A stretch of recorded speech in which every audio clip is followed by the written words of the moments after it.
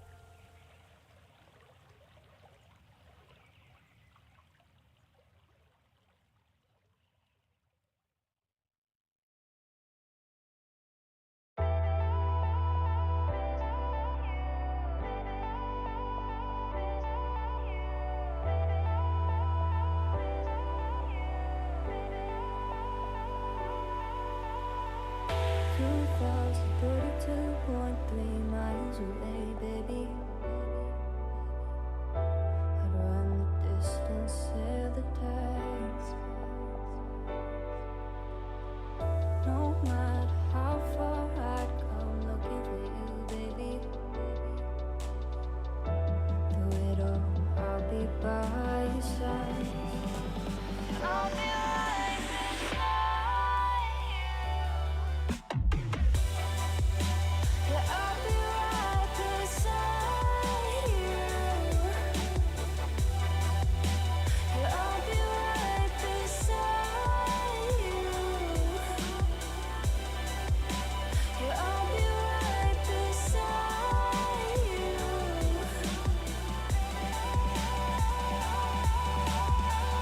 When the world is falling down, I'll help you stand taller.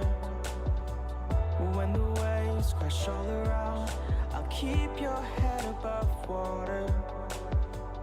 When the fear sets in and life is going fast, when the clouds roll in and the sky is black, when the walls are closing in and there's no turning back, just know that I'll be right beside you.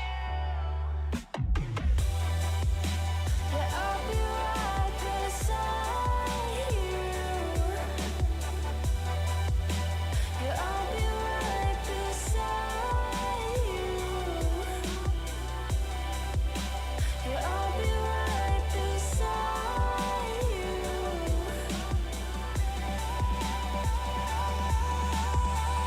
All the times, driving out of the bar, front seat of my car, we don't gotta go far. I wanna be near, so I'll think of any excuse, always telling the truth, I don't wanna lose you.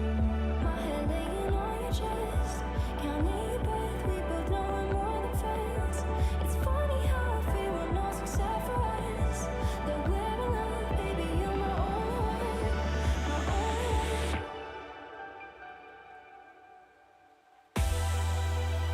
I'll be right beside you. Yeah, I'll be right beside you. I'll be right beside you. Yeah, I'll be right beside you. I'll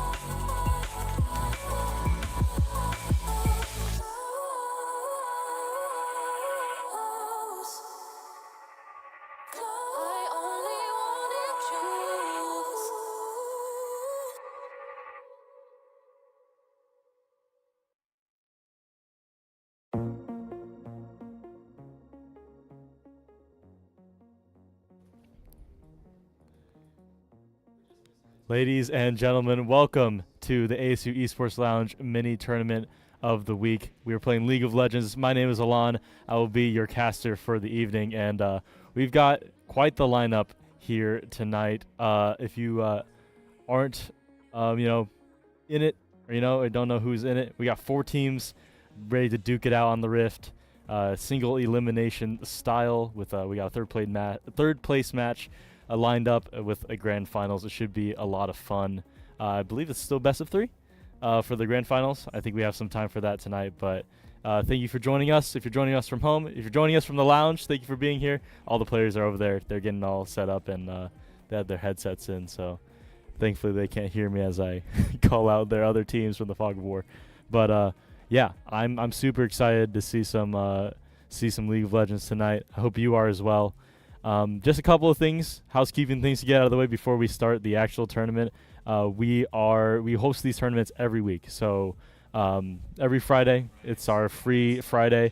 So we have video game tournaments like this. So they're completely free to join. So come in with your buddies, sign up, and have a little bit of fun. Last week was Fortnite, I believe, and then this week is League of Legends. I'm not exactly sure what next week is, so I'll check real quick. Yeah, I think, it is CS. So if you're a Counter-Strike fan, that was going to be a fun one as well. That one, last time we had quite the grand finals. If you have the chance, check out the VOD after the stream, or in the downtime. That was a nail biter. We'll call it a nail biter. I was also on the cast with that one. But yeah, that out of the way.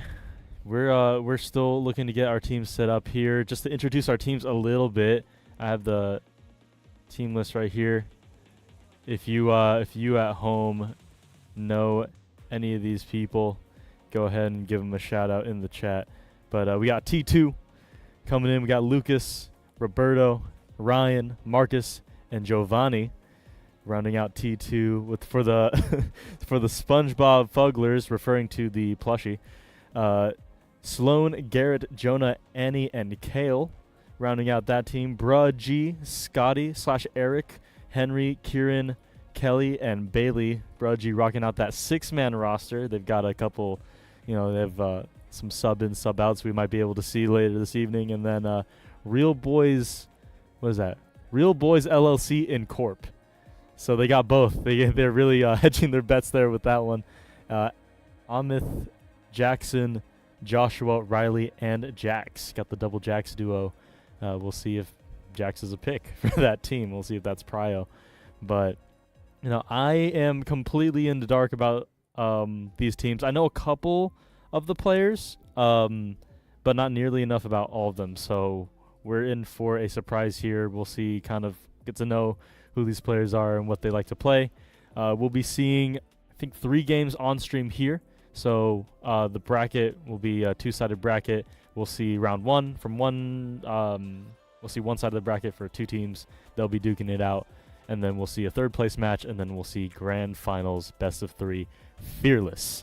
Probably should tell the teams that as well, just so they can prepare their picks. Start thinking about it. But yeah, it should be a lot of fun. Hopefully we'll get to see. We should be able to see all the teams play at least once this stream, just on the format. But yeah, I'm just gonna looking around, checking in, seeing where we're at. Looks like we're setting up. All right, cool.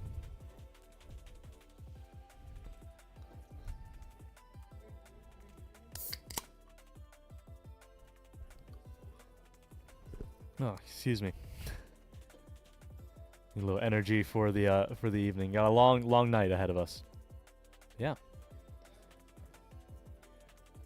We're just getting stuff set up.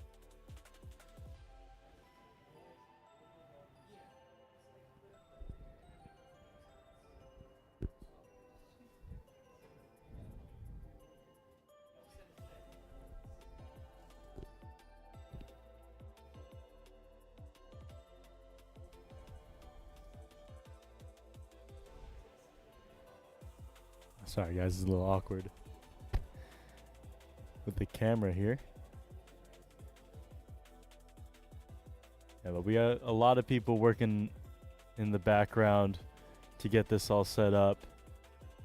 Shouts out to Eric, Alan, Avery on the stream. Everybody in the lounge who's been very good to work with, very patient with us to work all this out. Yeah. Okay, but yeah. We'll be about, I'm getting word that we're getting 5 minutes until we'll get started here, so we'll shoot back to you right when we get that set up. So we'll see you in a bit.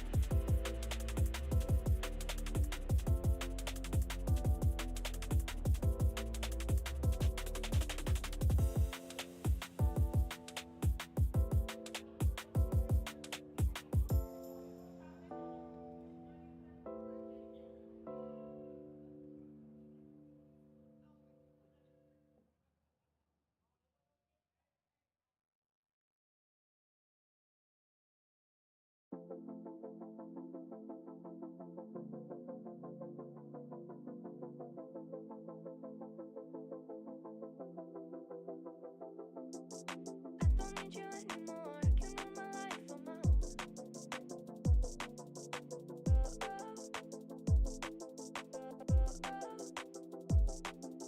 Strip me down to my core, then you went and left me skin and bones.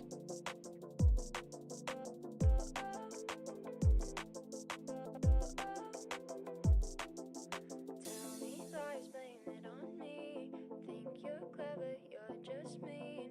Tell me what I did to lose your love. Hate your guts, can't help it now. You think I should shut my mouth, but I keep running and running. Yeah, I keep running and running. Taking me far away from you.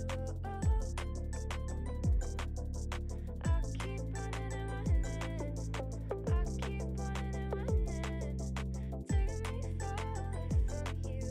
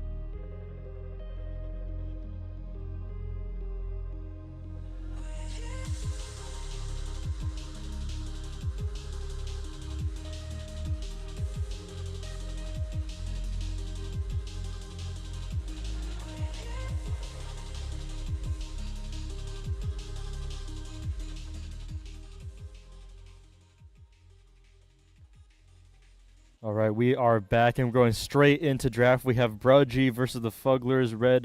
Blue side is going to be Brudgy. The Fugglers, the SpongeBob Fugglers. Let me clarify, is going to be on the red side.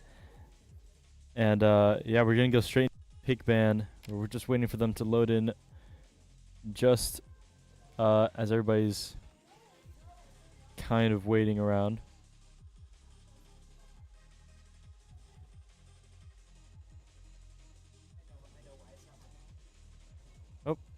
Sorry, technical difficulties. Alright. Still waiting. Apologies for the false start. Looks like we're still waiting just a little bit for our teams to get in draft. We're having a little bit of a draft issue.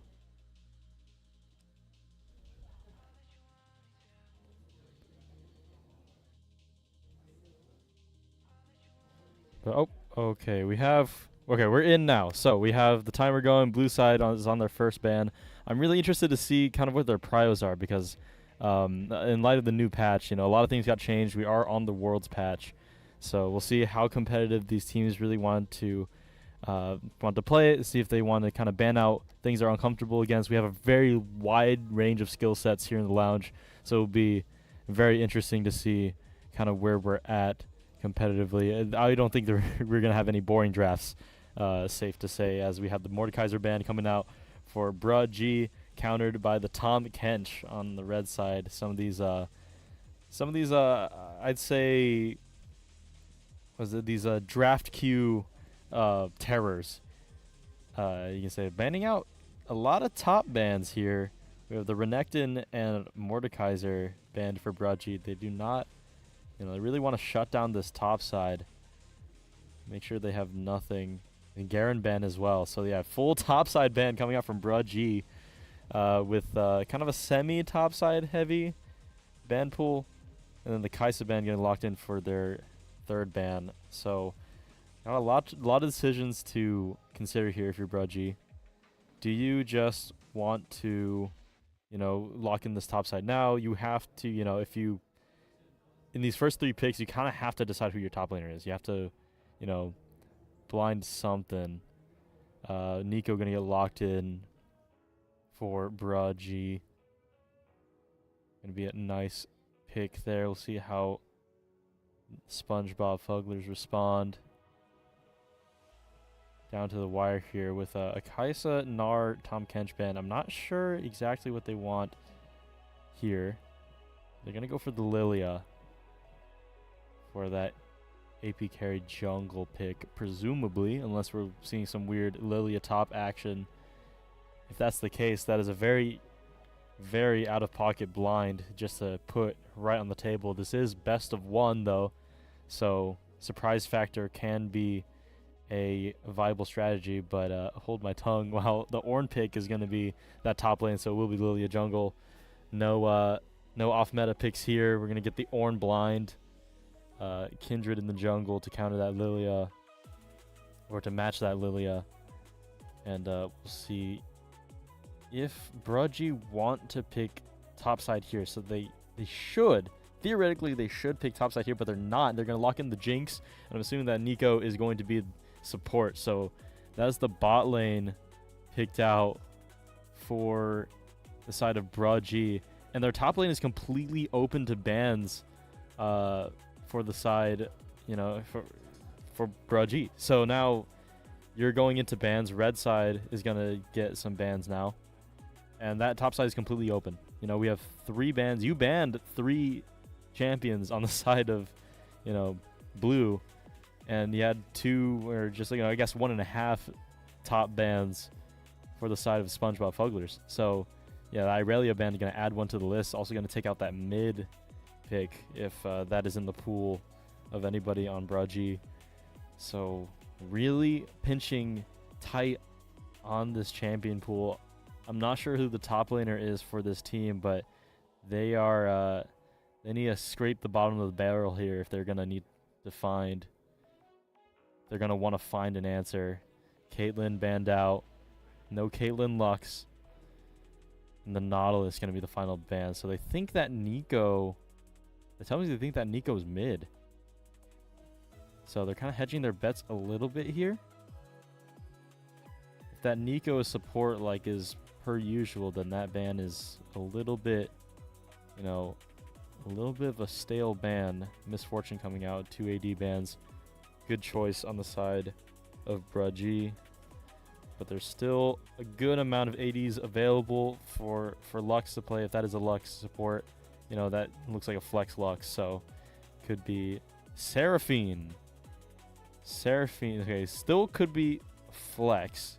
Seraphine did get recently buffed, so we could see the Seraphine mid. I know the Seraphine mid did get buffed a little bit.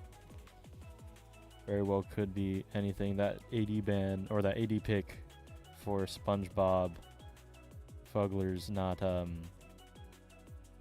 know, not exactly locked in yet. Shen and Leona, some good lockdown, some really good team fighting capabilities here on the side of Brudgy with the Leona, with the Shen TP. Looking like they want to play for these objectives, play for these team fights. I'm expecting this Kindred to fight over her marks to the death. You know, she's got a lot. She's got a global rocket from Jinx if she needs it. So this is going to be a bloody game. And the Yuumi being picked out. So if I had to guess, that's a Seraphine bot lane Yuumi. So that's a Seraphine Yuumi bot lane from SpongeBob on that red side. I mean, I said it at the beginning here, but, you know, this is just proving me correct. We are already right out the gate with a very, very out-of-pocket draft from the side of the SpongeBob Fugglers.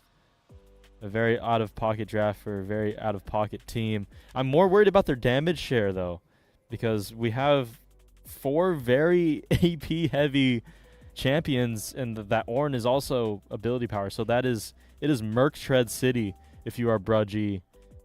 You know, this Shen is going to be rushing a force of nature.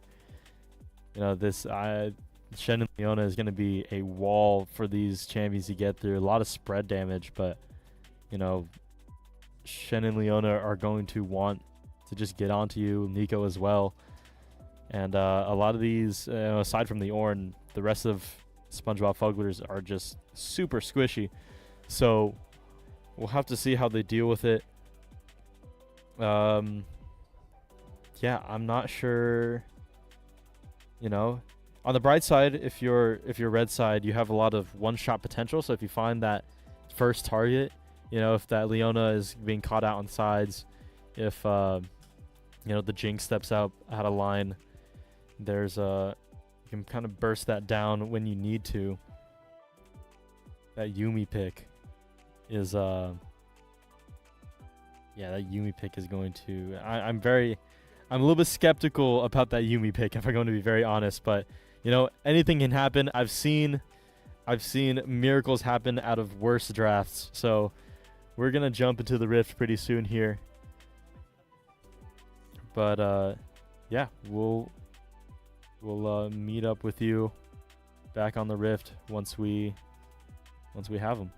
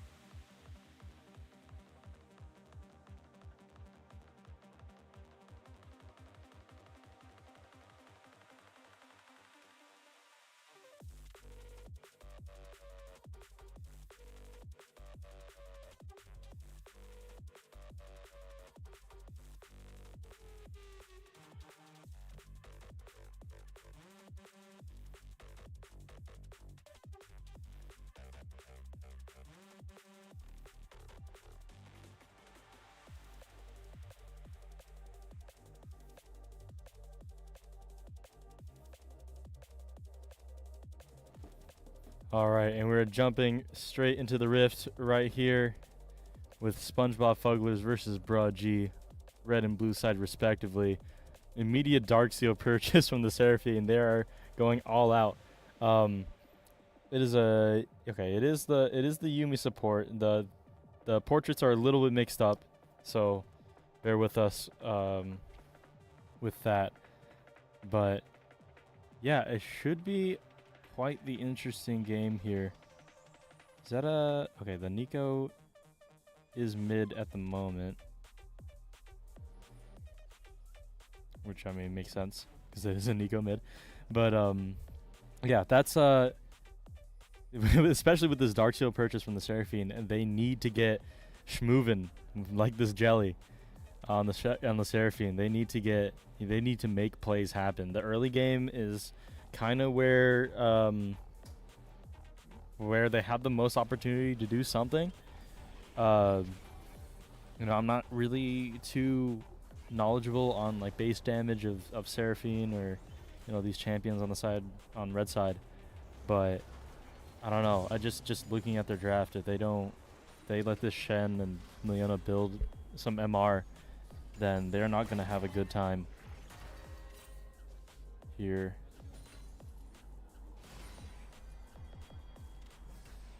Yeah, looking at this this jungle pathing, because this is where a lot of the playmaking is going to have to happen. We draw your attention to the mini map in the bottom right corner here. We can see kind of a standard, it's like a standard clear from the Lilia, kind of pathing to the top side, and immediately a fight. However, almost missed it. It happened so fast. The Jinx gained their first kill, first blood onto the Seraphine. Not what you want to see when you have a Dark Seal. And then the Kindred gonna fire another play onto the top lane. It's gonna have to flash out of tower range. It isn't able to get the Q damage to finish off the Ornn. And the SpongeBob Fugglers are going to fire one right back at Bruh G for 1-for-1 towards that feat of strength. So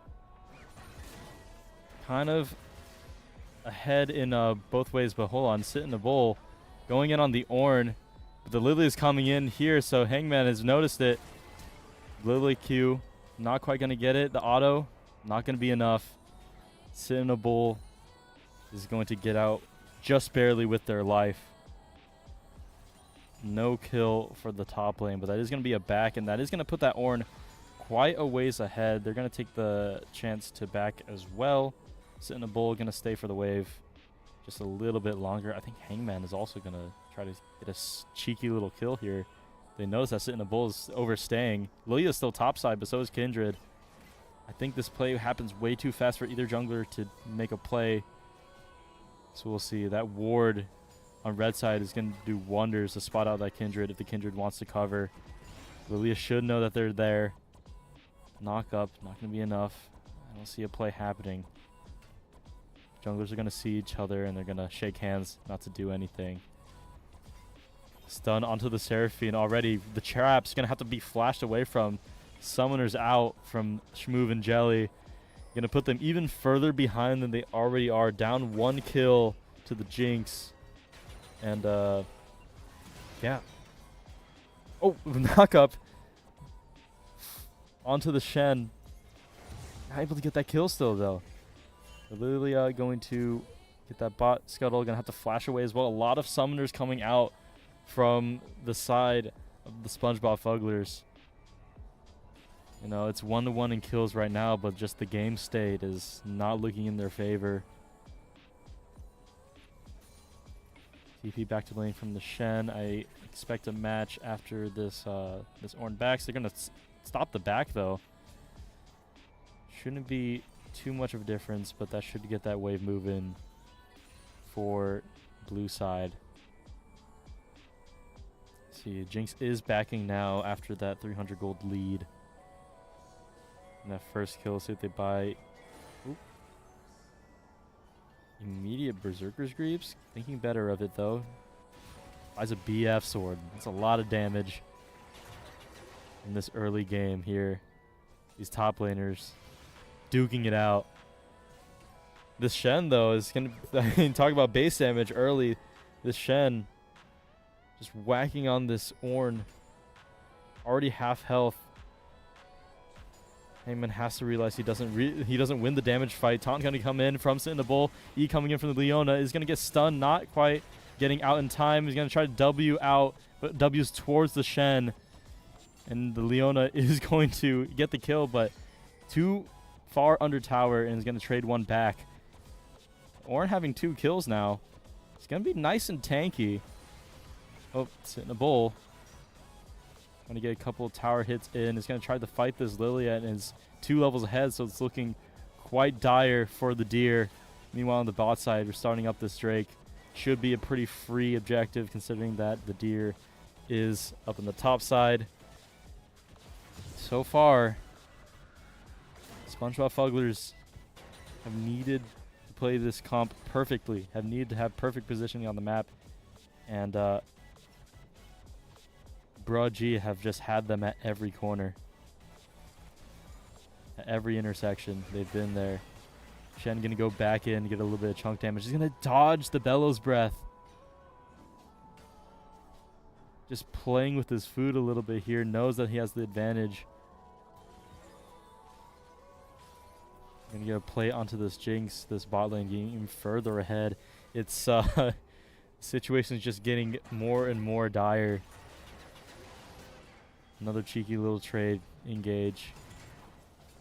No E in from Hangman, a little brazen there considering how the last few exchanges have gone. Yes, you have 2 kills, but the Shen still been very stable throughout this entire lane. Cannot be said about the bot lane. Speaking of which, fight up in the top lane. Bell's Breath going to get that brittle proc, but the Kindred is here. The ult going to come in, going to stun up the Shen. Shen is going to claim the kill. It's going to be the Kindred, as a matter of fact. Just 2v1. Not even a second Ram can help deal with that. Trades out in the mid lane as well. Flash forward with the Nico ult. He's going to have to trade flashes from May Borowski. And, Kindred coming in for a double gank here. Scale also here to help out, but is not going to be necessary. Carrot Muncher going to take another kill. Kindred get even farther ahead than before. They found the Lilia now. The Lilia just a little bit too late. Tries to get out, but is caught out by the Leona. E going to come in. Another stun. The trap should get him down, and Carrot Muncher going to pick up another kill. 3 kills onto that Kindred. And also, I believe that's... yeah, another, I mean, at least another Gromp. That is the Lilia's Gromp that they're going to take. And this Kindred is just astronomically ahead. They're going to find the back door, or the back way in onto Shmoov and Jelly. A little bit too pushed up there. Kindred's going to join the fight, but it doesn't need it. The Jinx just so far ahead. They're going to give that kill over to Carrot Muncher. It's just hyper acceleration. This Kindred is going to have so much gold on this first back here. I think they're going to go for the Krugs. They're going to get even more gold here. Top laners continuing to fight it out. Just a slugfest already. 6-2 kills.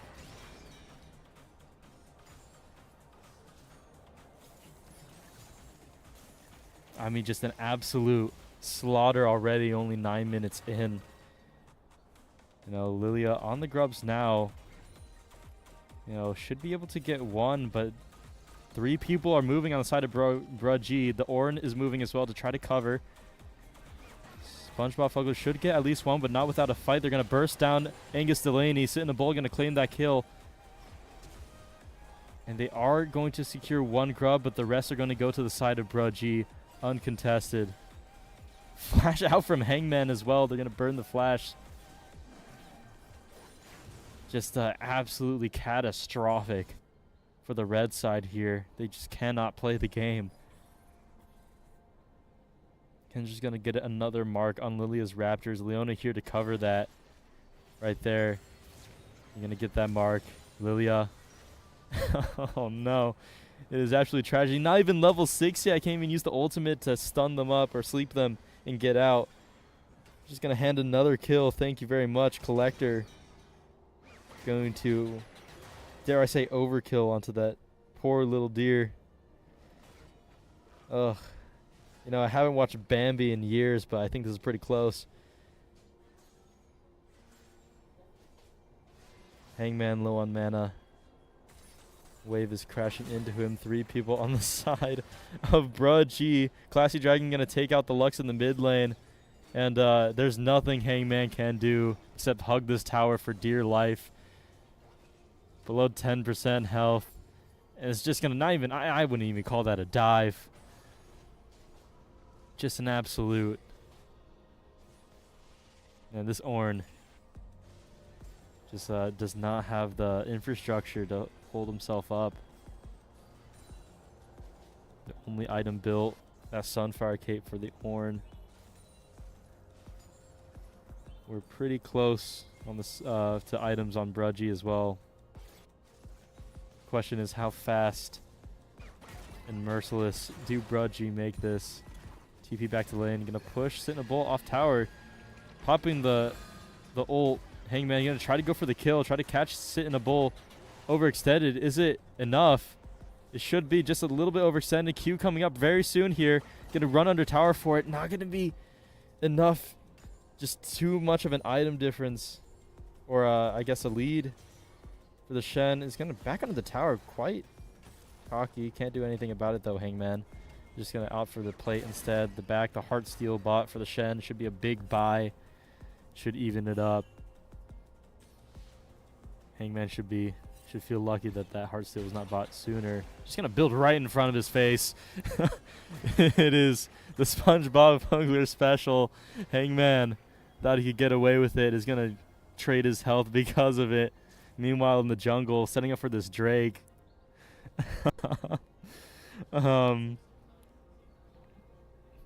Yeah, I mean the red side. They know they have the setup here.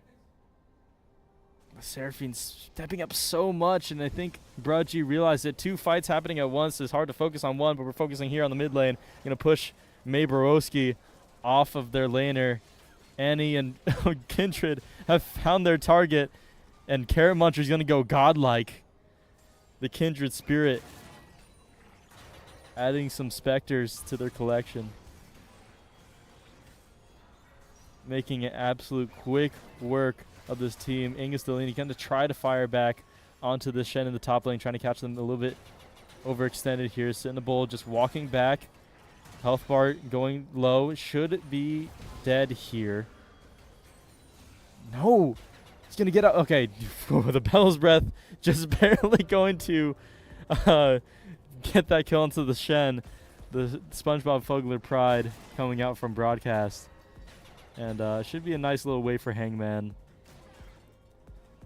But yeah, this lead is looking insurmountable. Almost a 5K gold lead. Definitely sizable, at least, for the side of Brudgy. It's more than just gold though. It's map state, it's summoner state. Yumiel final chapter going to be used to kind of discourage any further poke from the Jinx. But the Jinx does not care, and he does not care. They're just going to farm in their face. Support nowhere to be seen. Is it going to be found in the mid lane? Carrot Muncher just going to go straight into the tower. Has that ultimate to save them. Going to go onto Angus Delaney. Taunt going to come in, sit in the bowl. The great assist to secure another kill for Carrot Muncher. 9-1. Lino coming in. Schmoove and Jelly, despite being under tower. Doesn't have much tower to be under. Carrot Muncher hiding in that bush. I'm not sure if they know, but they're going to find out pretty quickly here as that wave is going to get pushed in. And it's going to be a pretty easy dive. Huge poke from the W, from the Jinx. They're just going to go ahead and send it. While Seraphine is going to send to the Shadow Realm. Yumi going to follow. Jinx going to take the turret. Just fight, fight, fight. And Brudgy taking it all. One by one, the dominoes are falling. And Brudgy is just ripping any sort of chance that SpongeBob has at gaining a lead in this game. Lilia pathing towards the top side. Ornhorn going to be used. Flash forward to get that brittle up. Bell's Breath. Drowsy going to come out. Sleepy Time. Flash up into the bush is going to seal the fate of the Shen. The Shen stepping up a little bit, maybe getting a little cocky. He's going to extend this fight just a little bit longer, but not enough to save his life. Enough time to get this Kindred into the lane. The 1v2, very possible here from Carrot Muncher. Has that ult up, is just going to completely slaughter them. The Huntress earning her name. Guiding them to the death realm. He's going to get this tower too, I can only presume. And then the Mark is sitting pretty, postured up, right in a row. I mean, just like...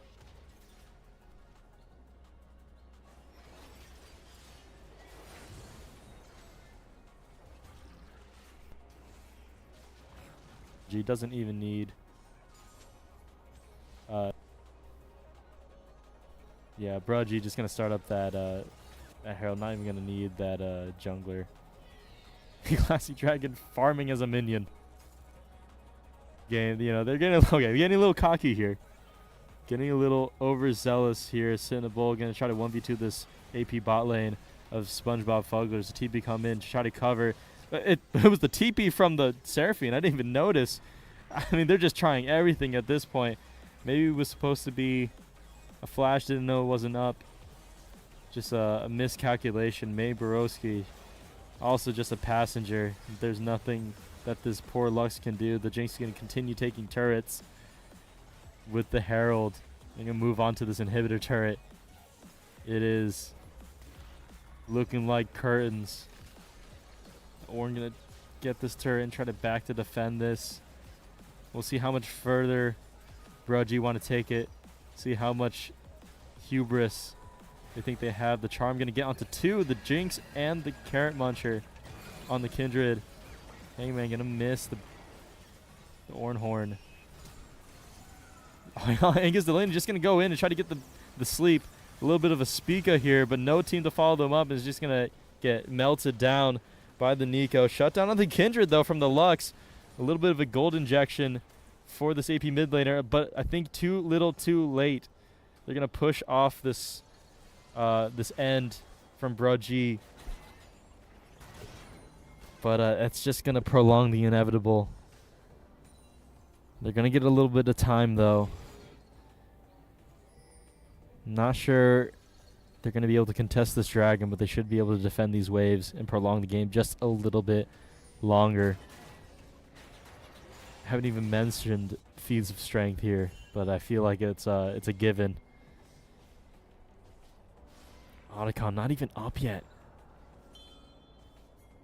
We've still got a few more minutes before that. We're just gonna go straight in onto the Lux. Hangman trying to spot out the huge Lux laser. The final spark gonna come in and get a kill. Solar Flare gonna try to stun up one. They're gonna blast cone away. Numbers advantage for SpongeBob Fugglers. Leona's going to go in, try to get into that Ornn. A little bit tanky, but not tanky enough. The Rocket going to nail Angus Delaney. SpongeBob Fugglers forced to back off the Yuumi, just barely getting onto a target to jump onto, saving her life, but selling Schmoove and Jelly in the process. Sit in the bowl. Gonna go under tower. Shut down for the Lux, but that is an ace for the side of Brudgy. And that is two super minion waves marching into the base of SpongeBob Fugglers. Not sure what they can do to defend this. Maybe some. Maybe something.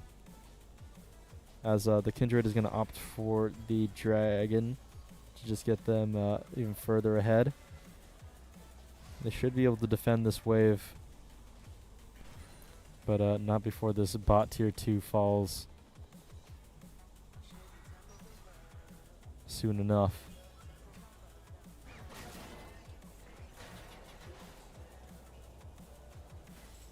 At a standstill here.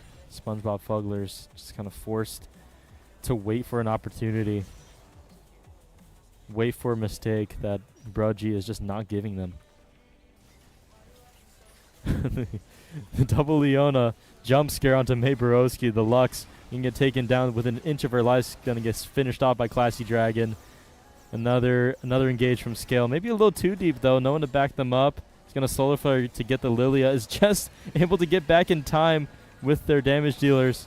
The Ornhorn are gonna get the Kindred knocked up, but yeah, that Leona surviving is not a great thing for the mental, not a great thing for the morale. As Shmoov and Jelly just trying to get back to their tower, man. Seraphine, not even the tower's safe. They're in your base, man. They're pushing. They have a super minion wave. You have 3 champions alive. You have a final spark to take out that Leona, but Hangman, your tank, your only frontline, is getting melted by the second Cinnabol. Is going to lock him up for Annie to finish it off with the Super Mega Death Rocket.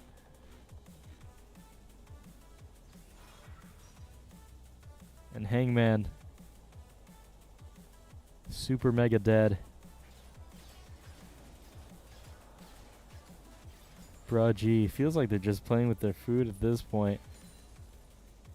You know, one good group up and they could end this game, you know, pretty easily, but I wonder if they're just going for the shutdown. Just the complete shutout. 30 kills to 9. Almost a threefold kill difference. 10k gold lead. Yeah, and they're going to go for that Otacon here in the top lane just to really push that lead even further. I will say, though, if Brudgy pushes this game too long, if they get a little bit too cocky, you know, there's still a lot of AP carries on the side of SpongeBob. So if a combination of ego and overconfidence overcomes, you know, the carries of Brudgy, and SpongeBob Fugglers find that one engage, find that, you know, find those targets, it could be it could be curtains. It could be, you know, just the mistake that SpongeBob Fugglers need. And you see I mean, they're confident they can win. Scale emoting on them a little bit disrespect. I guess you're in a position to do so, but it's all in good fun. The inhibitor going to get taken down here. Raji, you see pinging the Ornn. They want to go in on this. Leona definitely wants to go. Leona wants blood. And he's thinking, oh, we're going in? I guess we're going in. Scale going on to 3. He's going to back off, think better of it. Half health. Raji looking onto this top tier 3. Whoa, a huge solar flare onto the Lux. Super Mega Death Rocket. Not quite going to get May Borowski, but it's going to get them down in close. There's the engage onto the Jinx, but no follow-up as your damage is basing for health. The Seraphine going to catch a couple. Annie going to get shielded up by the Shen. Massive save, but is still a little bit out of the fight. He's going to try to keep their distance. Red turret destroyed in the top lane. And yeah, this Kindred is just going to do whatever they want.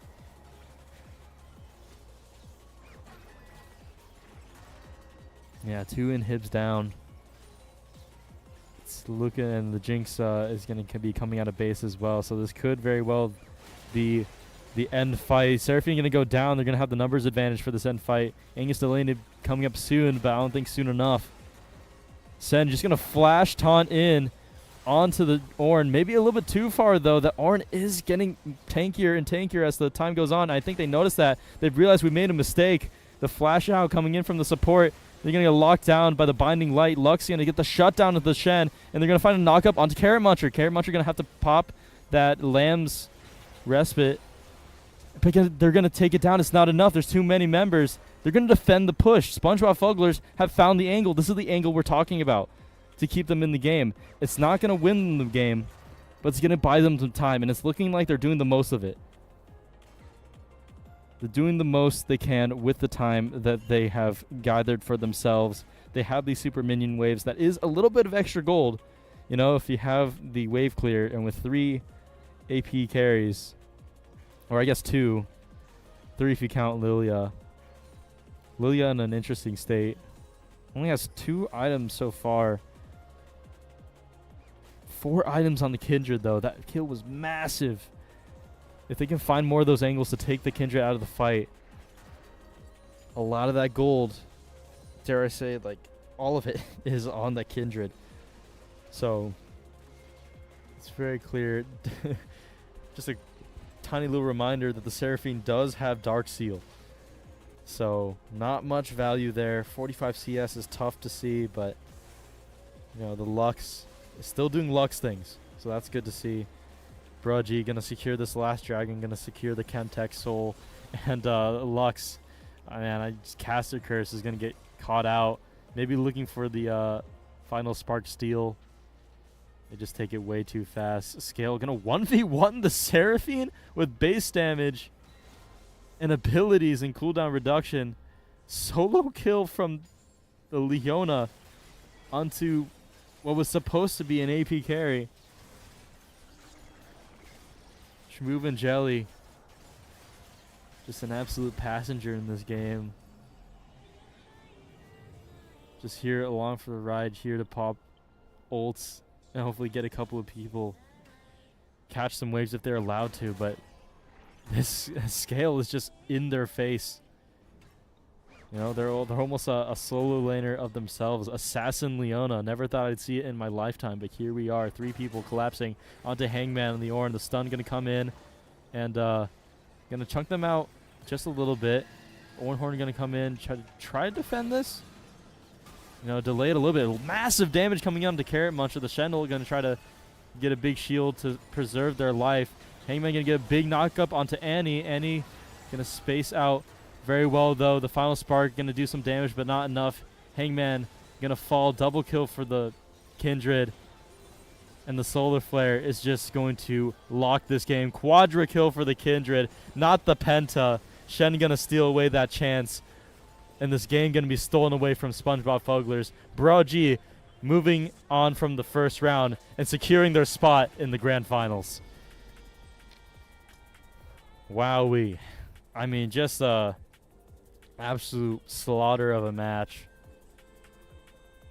Just an absolute slaughter.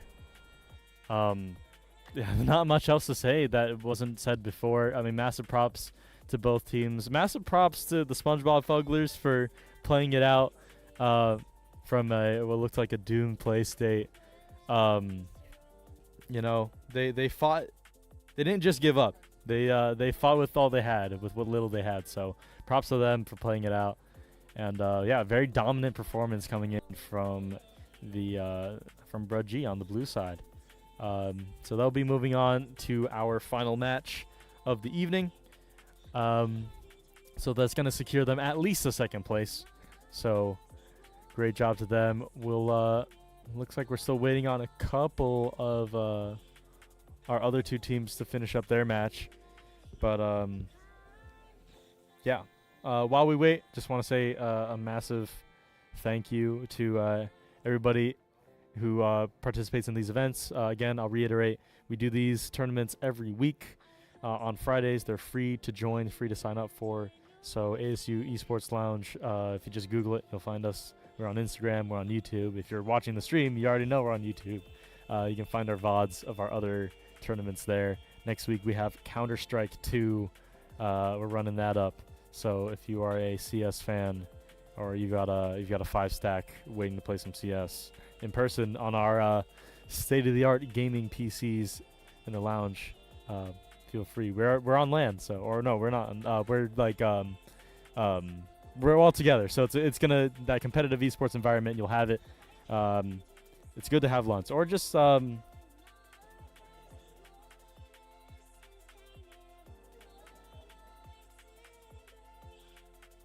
we've been. Oh.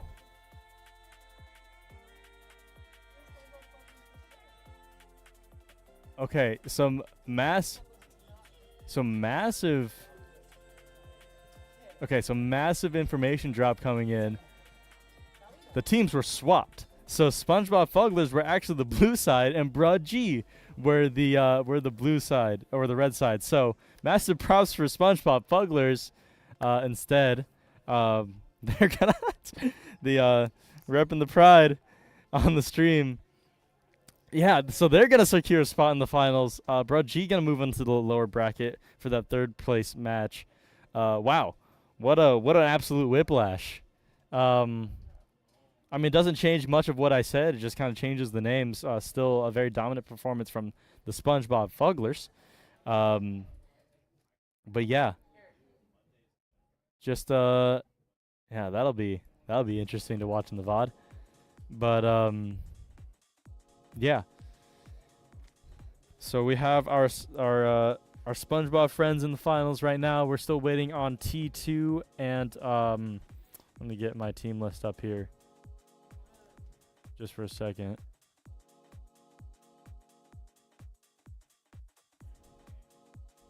But yeah, we are waiting on T2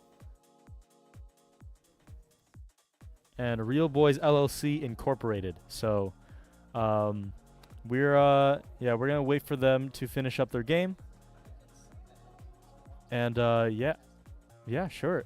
We can go ahead and just jump into that game and see where they're at, just for the heck of it. See where we will miss out on a good amount of their game, but we'll see. We'll see what the game state's looking like. 30 minutes in, 25-28. Really like a close match. Much different from what we were seeing in our previous game, but your mom's Real Boys Incorporated LLC looking like they have the upper hand. They have the Baron push going. They're going to get onto that inhibitor tower, and they're going to take that inhibitor as well. Ryosuke on the Lulu, looking real low. And they're just going to have to defend this push. Ari coming back up on the side of T2. Wow, it looks like we're just getting back in, but not. The Jinx is so far ahead. 13-4. It's just going to shred straight through this team. They're going to take out the Volibear, double kill onto the Ashe. And that's going to be another kill onto the Seraphine. Triple kill for the Jinx. Definitely getting excited here. Fuzzball 2000. Dribbling like it's 2K. I mean, wowza, what a fight to come in on. I mean, looking at this draft, we have a very well-rounded. We have Mask G on the Sejuani. I do know Mask G likes to play that Sejuani. So good to see that they got that comfort pick. The Lulu Jinx kind of explaining a lot of this advantage here. And just solid picks really here. You can't really go wrong. Individually, all the components are really solid here. And it looks like they've been playing pretty well so far. Meanwhile, on the side of Real Boys, your mom's dad on the Volibear. Oh, speaking of which, we got a little bit of a fight here. We got the Sejuani ult just to lock down and stop this engage from the Volibear. They're going to continue to stay there, though. Mass G going to get Ilaoi ulted by Papa Percules. And your mom's dad just going to jump straight onto the Ari. Flash going to come out to try to escape. The Volibear is very fast, though.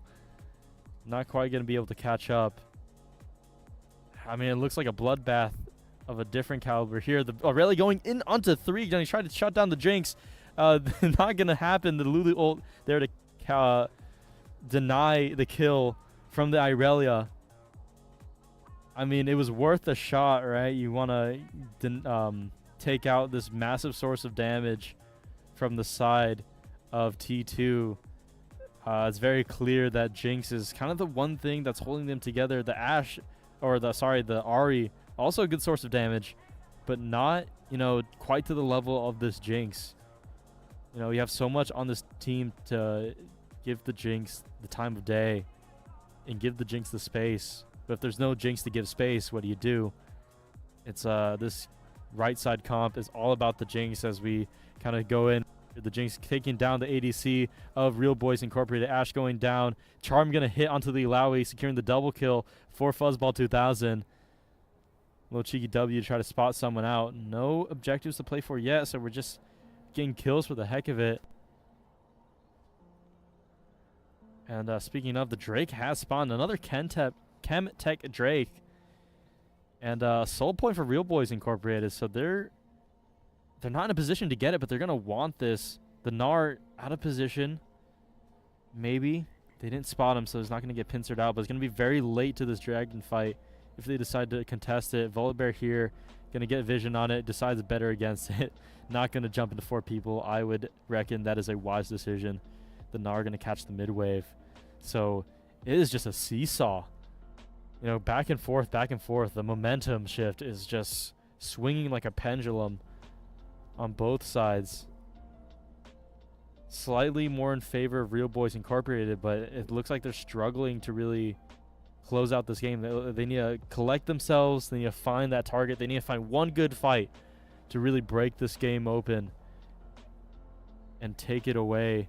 Mass G gonna find themselves in the pit right there. Volibear gonna spot it out. The Lulu is there to back it up. Mass G not gonna get engaged on.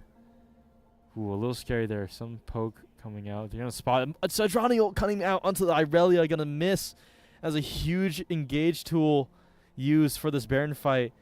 Real Boy's going to start up the Baron.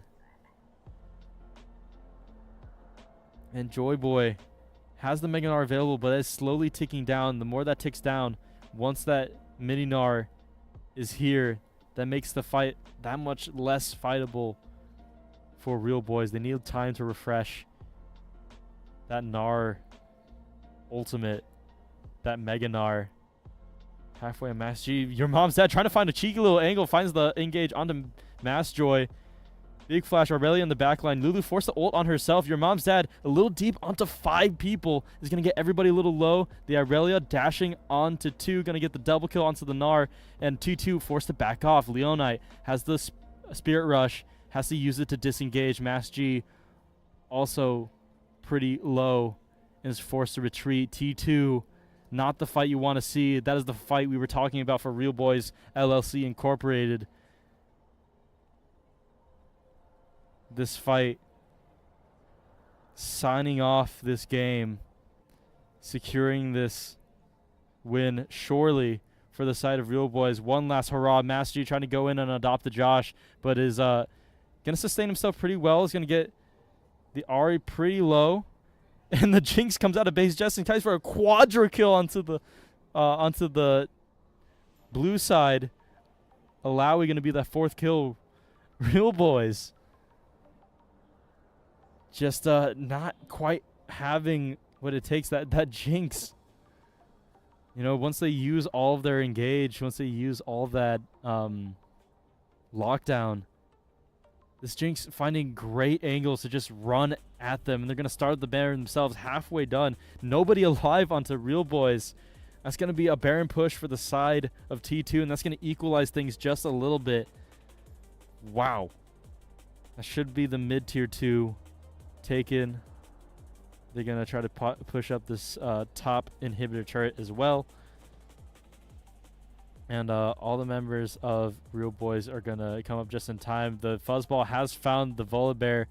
Volibear going to try to drop a stun onto the Jinx, but has no one there to back him up. Fuzzball going to get a kill onto the Seraphine. Leonite just going straight in. Spirit rushing right into their face. JP the GOAT looking like a lamb for the slaughter as both summoners used. Brought down to low health. Has to retreat back to the fountain to heal up. Enchanted Crystal Arrow available for some sort of stun, as well as Seraphine ult. They have resources. The Irelia ult going to come out. Mass G going to take out the Irelia, though, and they're not going to be able to utilize that. They allow their last line of defense against this push. One fight is all T2 needed to bring this back, and they're going to secure themselves a spot in the finals.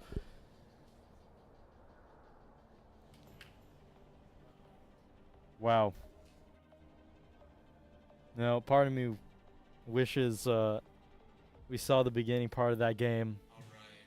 But, you know, I'm very happy. We saw, so far, very promising games. But, yeah, we have our bracket. You see it on the screen now. We are going to our 3rd place game. Maybe.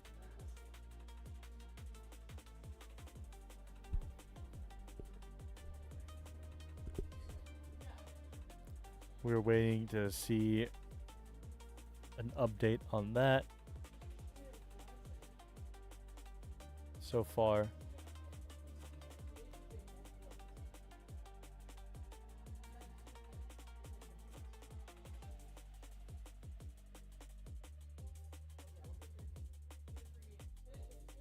Okay. So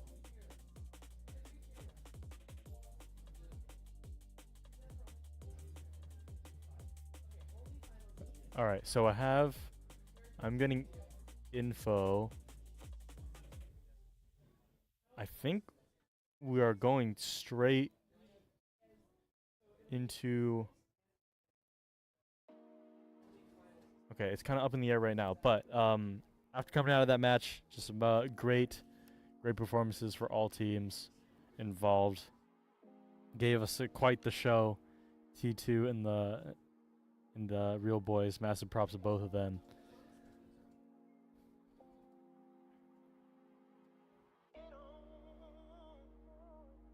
Yeah, we're deciding on our next match right now.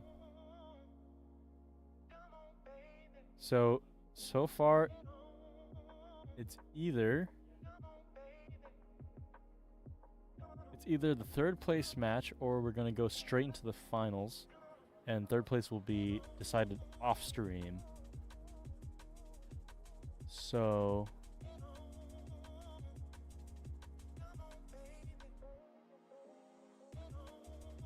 okay.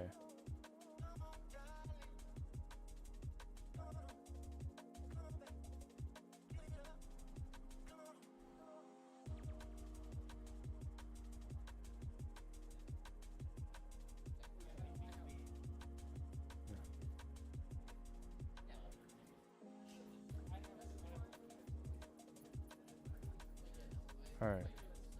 Cool. So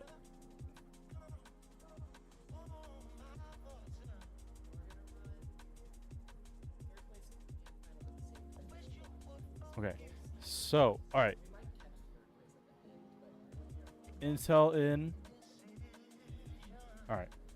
Intel, we have we're going to go straight into finals now. So, we have T2 versus the SpongeBob Fugglers. We're going to get that squared away. The third place match will be off stream, decided in a best of one, I believe. All right, yeah. So they will be decided in between. We might be able to get that result to you guys. But yeah, we're going to go straight into our grand finals. So just as a reminder, the format for our grand finals is going to be best of 3 fearless drafts. For those of you who do not know what that means, it means that champions played per game will be banned for the rest of the series. So if I play Ash Leona for game 1, for the next game, Ash Leona is banned for both teams. Neither team can play it for the rest of the series. So that's going to force these teams to kind of dig into their champ pools. They're going to have champs to pull out, because not only are you going to have the normal pick ban drafts, the normal bans you have in draft, you're also going to have bans from the game you played before. So game 1 will be standard, but once you get to game 2, it's going to be kind of up to who has the better champ pool. So coming in here, you can see a bit of the draft stream right now. But yeah, we're going to get that set up very shortly here.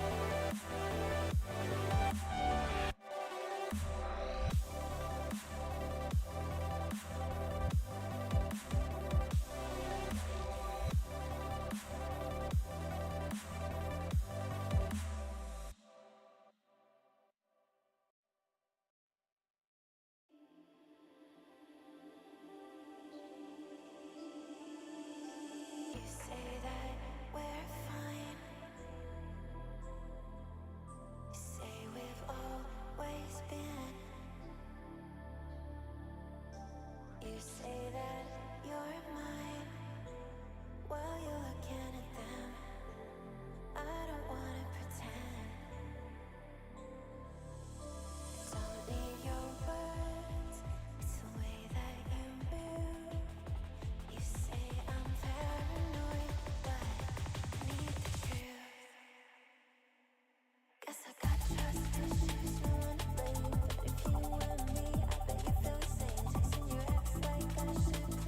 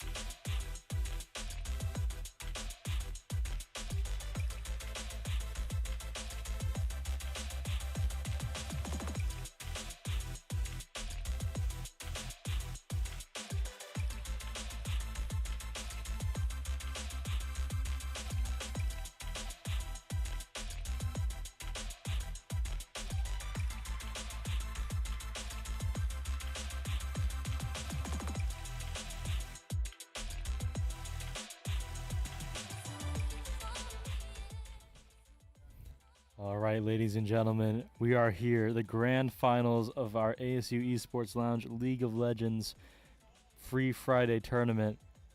In the draft, you have T2 on the blue side, SpongeBob Fugglers on the red side. Immediate Leona ban from T2, not wanting to deal with that lockdown. Very good ban, very solid ban at least. Especially from what we saw early in the round, banning the Kindred out as well. Seems that it's very reminiscent of our first game of the day. Although there's no way they could have known. Purely coincidence. Akshan banned out for the Fugglers. Not wanting to deal with that, interestingly enough.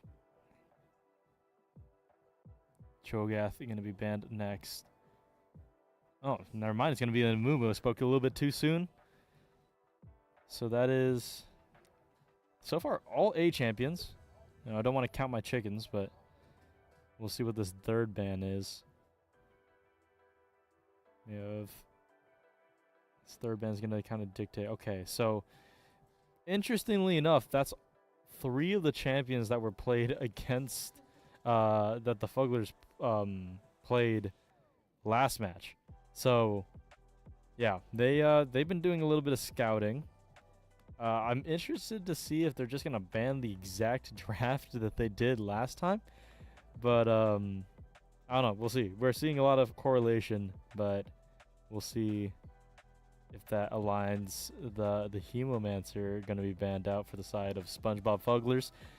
Here, not gonna want to deal with the Vladimir. I, for one, do not like playing against Vladimir in my solo queue games. But then again, I'm not great at the game, so maybe there's something that I just don't know.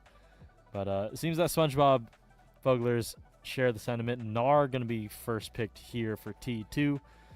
Solid ban or solid pick. I mean, I heard them talking about a Gnar comfort pick, so nice to get that out of the way. That will be banned for the rest of the series, though, so.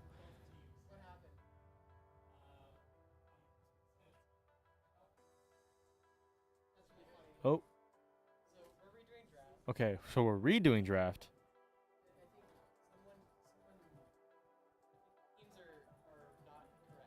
Okay, so we have a little bit of a draft mishap now. I think our draft links got mixed up a little bit. So we're going to redo the draft a little bit. We're going to make sure both teams are on their respective drafts. So apologies there.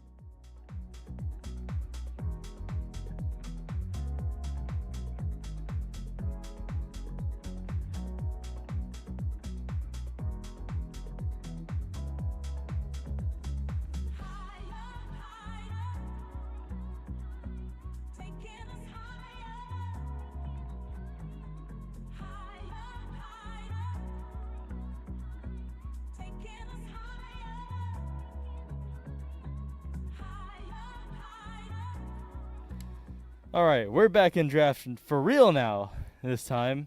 We'll see if the picks and bans are the same. I'd imagine not. I'm not exactly sure what the mix-up was, but that's all behind us now. We're back in the draft. T2 are going to ban that Leona again. We'll see if their first 3 bans change at all. They've had a little bit more time to plan now, so maybe they, they're banning the Vigar out from T2. Yeah, so the first 3 bans I'm gonna imagine is gonna stay the same. Jinx ban. Yeah, Jinx has been very dominant. Especially that last game, the Jinx. Banning that out from Fuzzball. Probably a smart choice. Kind of take away a lot of that agency. T2 has proven that they are capable of, funneling one laner and just playing around one person. Their synergy seems to be very nice. It's going to be the first 3 bans, all the same for T2, and the Gnar first pick as well. The Irelia going to be locked in for SpongeBob Fugglers. Now, they do have some experience against an Irelia. That was the top laner they played against last game, so this matchup is a little bit of a warm-up for our Gnar player, our top laner in T2. The Mel going to get locked in as well, so we'll see what the response is here. Not too knowledgeable on Mel counters, but I think you're going to want something maybe Caitlyn for the bot lane. They really want to just make sure they have their bot lane set up. So yeah, getting their bot lane on the comfort is probably a good, safe choice, especially if you're T2. Jarvan gonna get locked in as well. So, interesting choice against the Irelia, because I believe the Irelia can just kind of dash out if she has a target. But, more mobility on the side of SpongeBob is going to be kind of what they want. Yeah, we'll see. The Caitlyn, solid champion for T2. Can only assume that Caitlyn or that Fuzzball is comfortable on this champion, playing around, making sure that your AD, who has carried you in the previous game, is on their comfort pick. Seems to be a very good strategy to kind of play around here. So we'll see if SpongeBob Fugglers have a answer to this. They're going to ban out the Lulu for that synergy.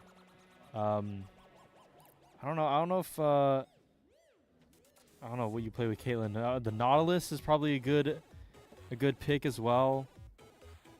Caitlyn Braum is also pretty good here, especially when you have things like the Jarvan and Gnar. So the Lulu ban, enchanters with Caitlyn, I'm not, not something I've seen very often, but, Lulu ban. Shen also gonna get banned out here. Yeah, to me, it just looks like the last draft of the last game. They just do not want to deal with whatever they had to deal with last time. Just to reiterate, these bans don't mean they're banned for the rest of the series. They're just the bans for this game, so they will still be open for the rest of the series. So if we see, what was our mid lane? Their mid lane was the Nico. It was it was the Jinx. I think it was the Jinx Leona. Yeah, so the Jinx was banned for SpongeBob Fugglers, and the Misfortune gonna come out. So not sure what that telegraphs here. Kind of all over the place here, kind of hedging their bets a little bit. The Kaisa gonna get locked in here for SpongeBob Fugglers. Already a decent team comp spread. Very, very divey.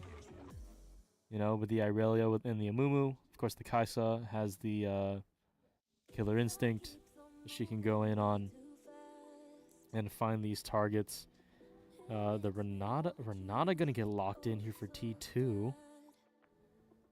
Really, a very interesting play, considering that the Mel is there, can just reflect that hostile takeover and that handshake. I believe they can reflect the handshake. So this Mel pick really looking pretty darn good. I am worried about the Jarvan for the Mel. And, take away the Ari as well for any subsequent series. So Ari definitely feeling like a comfort pick for the mid laner of T2 because we saw that last game. So last pick for some SpongeBob Fugglers. We'll see how they respond. If I'm SpongeBob, if I'm the red side, I'm looking at Alistar. Yeah, Kaisa Alistar, classic, good engage.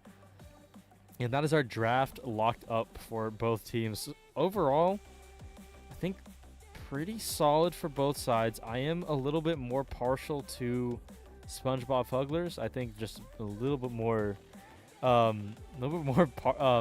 just well-rounded. I look at T2, and they have all the components they need. I'm trying to visualize these fights, and if it's kind of a first target situation, they have to T2 just kind of have to find the charms. They have to find good Jarvan ult targets.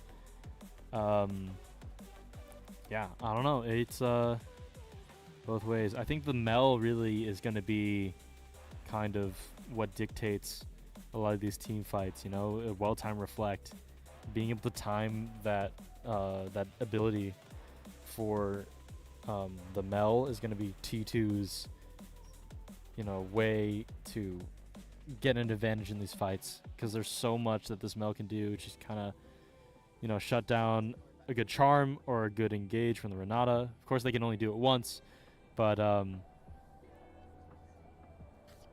yeah, we're getting a little desktop action. We're loading straight into the game. Game 1 of our grand finals, right here in the ASU Esports Lounge, as we hop into the Rift for game 1.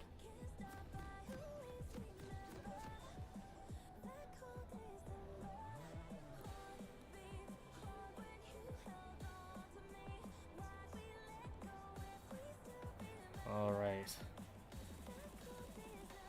We open up this game.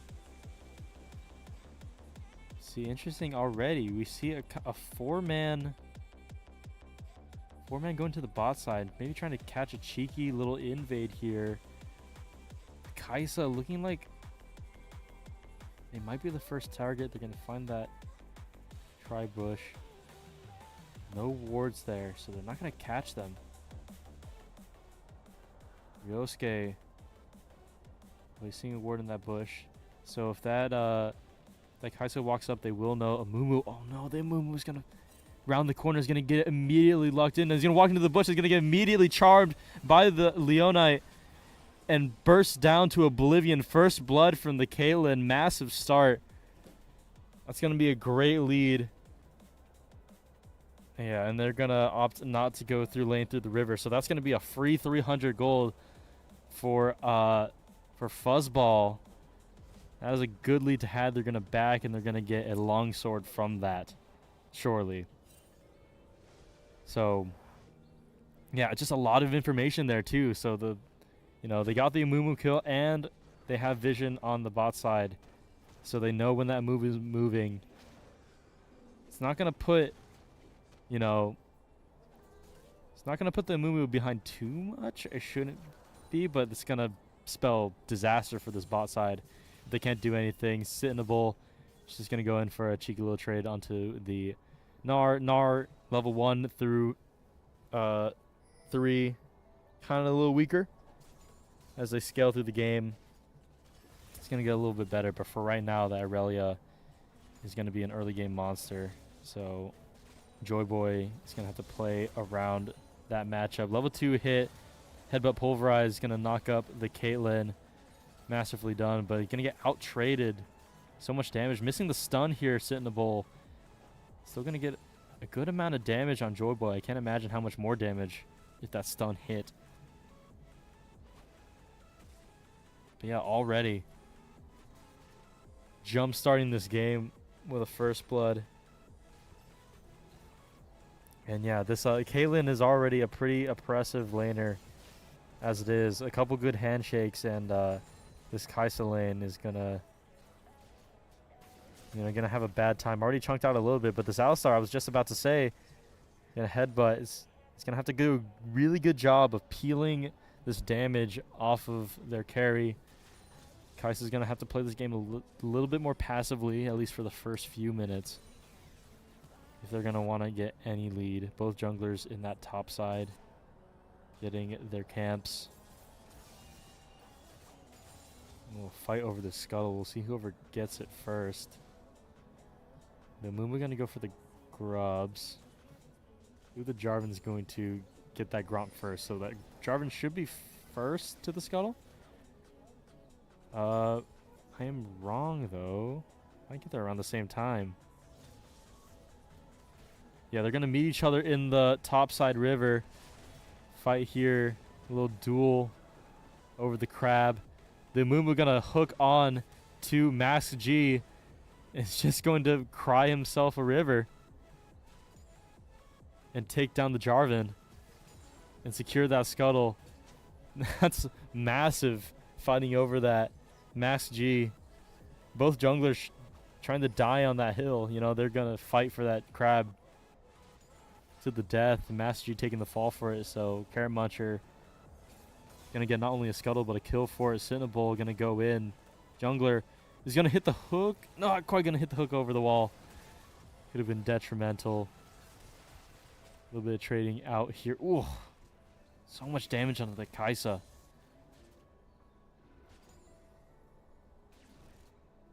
This Caitlyn's so oppressive. Just popping in and out of these bushes. The headbutt pulverize. Gonna come in. Just a little bit of damage. Kaisa's too low to really do anything about it. The stun gonna come in onto the Gnar. Dash in from Sentinel onto Joy Boy. The flash W gonna secure the kill. Diana's gonna get traded back. Just barely unable to escape that tower. A little bit of a flashy play I can respect. A little bit, 1-for-1. Trying to tell Joy Boy, hey, I'm here to play. I'm not here to play safe. If you're not going to fight me, I'm going to take these fights for myself. Willing to put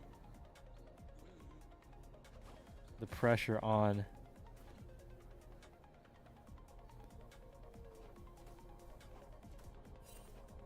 Looking back onto the rift. Taking another look at this position. Not even having time to do so. A couple more trades. Yeah, no summoners for either top laner. So summoners are going to be even. A stun coming in onto the Gnar. Should be a nice little chunk of damage here, if not a kill. He's going to hit its level 6 just in time. And yeah, that's the thing about Gnar. You can't really do that unless you have full rage bar activated. The junglers in the bot lane, though, they're going to go straight onto Fuzzball, but it's going to go a little too far. Fuzzball just able to cast the net under tower and trap the Amumu to secure that kill. A little bit overextended from Carrot Muncher there. 3 for 3 in kills. And I still believe SpongeBob Fugglers get that as feat of strength first. So that is going to be 1 over. 2 left to get to secure those nice premium designer boots.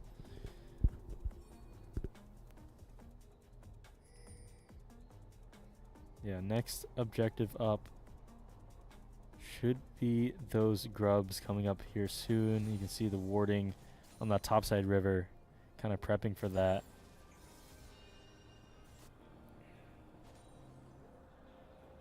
The Alistar, yeah, so far just a little bit stagnant. We do see Carrot Muncher in the top lane. Kind of go for another cheeky gank onto the top side. This top side is looking like a campground. And sit in the bowl. Carrot Muncher is looking to pitch a tent, waiting for this Mega Gnar to go out. The stun is going to come out. It's going to be the signal for Carrot Muncher to go in. The jump is going to spare Joy Boy for just another day. Handshake going to pull back the Alistar, chunking them out for a decent amount. And, yeah, we're looking for a dive here. Carrot Muncher just has to find the angle. Taking a turret shot, sit in a bowl. Ult going to come out. Massive hook coming out from the Amumu. Going to secure sit in a bowl. A kill and also a play in the top side. And is going to get SpongeBob Fugglers a good position on the grubs. Another engage from Scale onto Fuzzball. Hostile takeover going to hit onto Annie. Killer Instinct going to go straight behind into enemy lines. Maybe a little bit too far though. Barrier going to come out. Going to be able to secure the escape. The dead shot. Nice flash from the Alistar to save Annie from getting sniped. Flash handshake forward. Not going to so low. Everybody, the Q not going to hit. Jarvan is going to get a grub. 2 grubs, in fact, for their team. Not without a cost, though.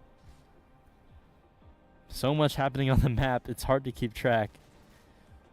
But I believe that is a... You know, in the overall play, that should be a win for T2. I mean, you got a couple grubs, and then you're going to get a couple... Should get a couple of plates on the bot side here.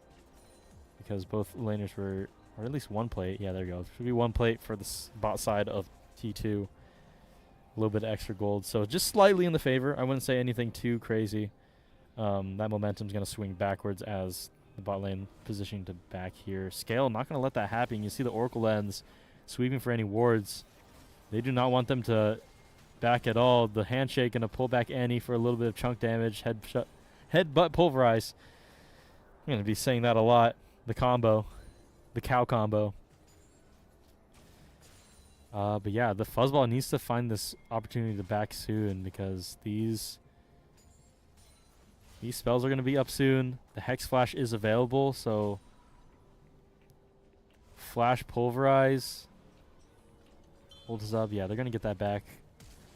Both bot laners are going to get the bag. Not the best timer, though, because that wave is going to push in. That should give the bot lane a little bit of extra gold. The stun under the tower is going to leave Sit in a bolt within an inch of their life. The Mega Gnar going to run out, though. The ult. Whoa. Slivers of health.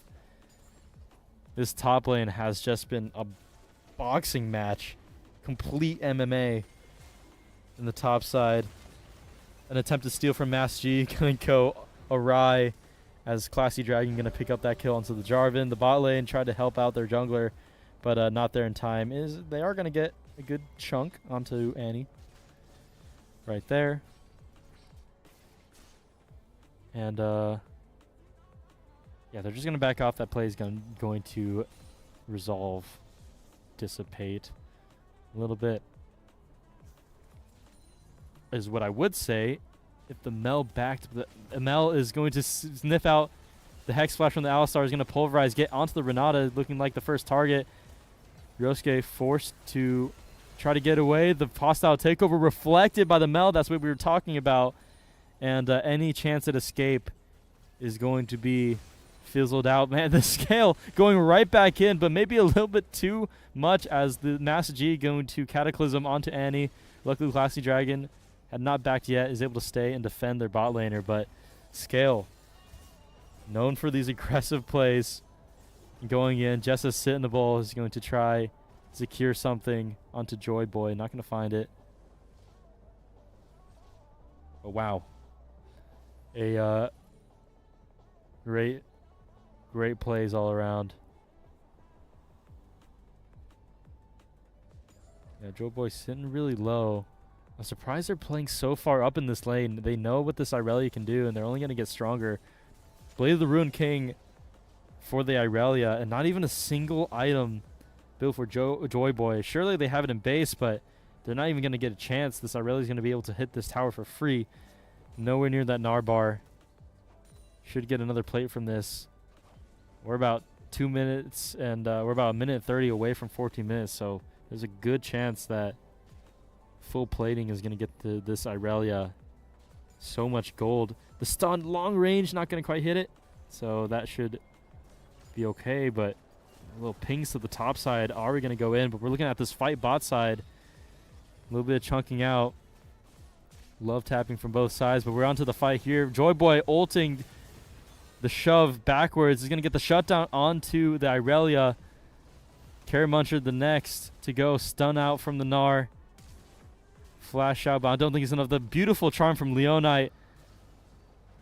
The stun going to come in from Carrot Muncher, but it's not enough.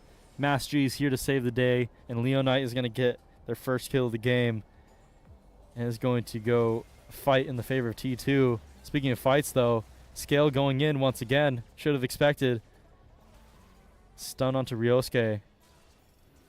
And they love these fights. The sniper shot is going to chunk out Scale.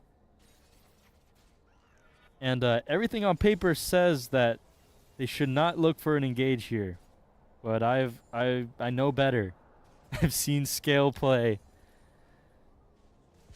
SC Kale. Looking at this tower. Gonna get the plate here soon.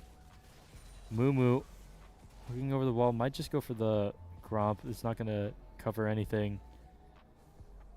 Here, yeah. No plays happening here in the bot side at the moment. Just going to clear out some vision. Massive control of the bot side. Another engage from Joyboy. I've seen this particular spot. Joyboy keeps on getting caught out by that Irelia stun. The Mastery is here to cover now. So, yeah, just kind of waiting, seeing this Irelia wants to do something. It's gonna opt to do the blue buff here. We're looking at a fight in the bot side. SK looking for an in. Double knock up onto both laners. The hostile takeover going to hit two, but it's not going to be enough. SCKL going to take down Ryosuke, and he's going to take down the other. And just a beautiful gank from Carrot Muncher. Beautifully played fight from SpongeBob Fugglers. And yeah, Mask G was kind of forced to make something happen to start up this Herald so they can get something off of that play. It's not totally for naught. They should be able to get this Herald. But I don't know. The Mumu's making a mad dash, and the Irelia is coming in. Mask G at half health. They can get over that wall. Yeah, it's not going to be enough. They're going to go straight in for it. Smite going to come in. Mask G is going to get it, but the Mumu ult is going to stun up both of them. The Jarvan going to fall. Joyboy surely to follow. Carrot Muncher going to pick that up. Leonite activating the Spirit Rush. Having to use that to dash out. Ryosuke is here to cover. And that should save them, but they're going to go above here, and you're going to get caught out by the Irelia stun. Charm going to hit onto the Mel. With a sliver of health. Ooh. The Mel ult going to execute. The Ahri. You know, the Renata trying to save their mid laner, but all for naught.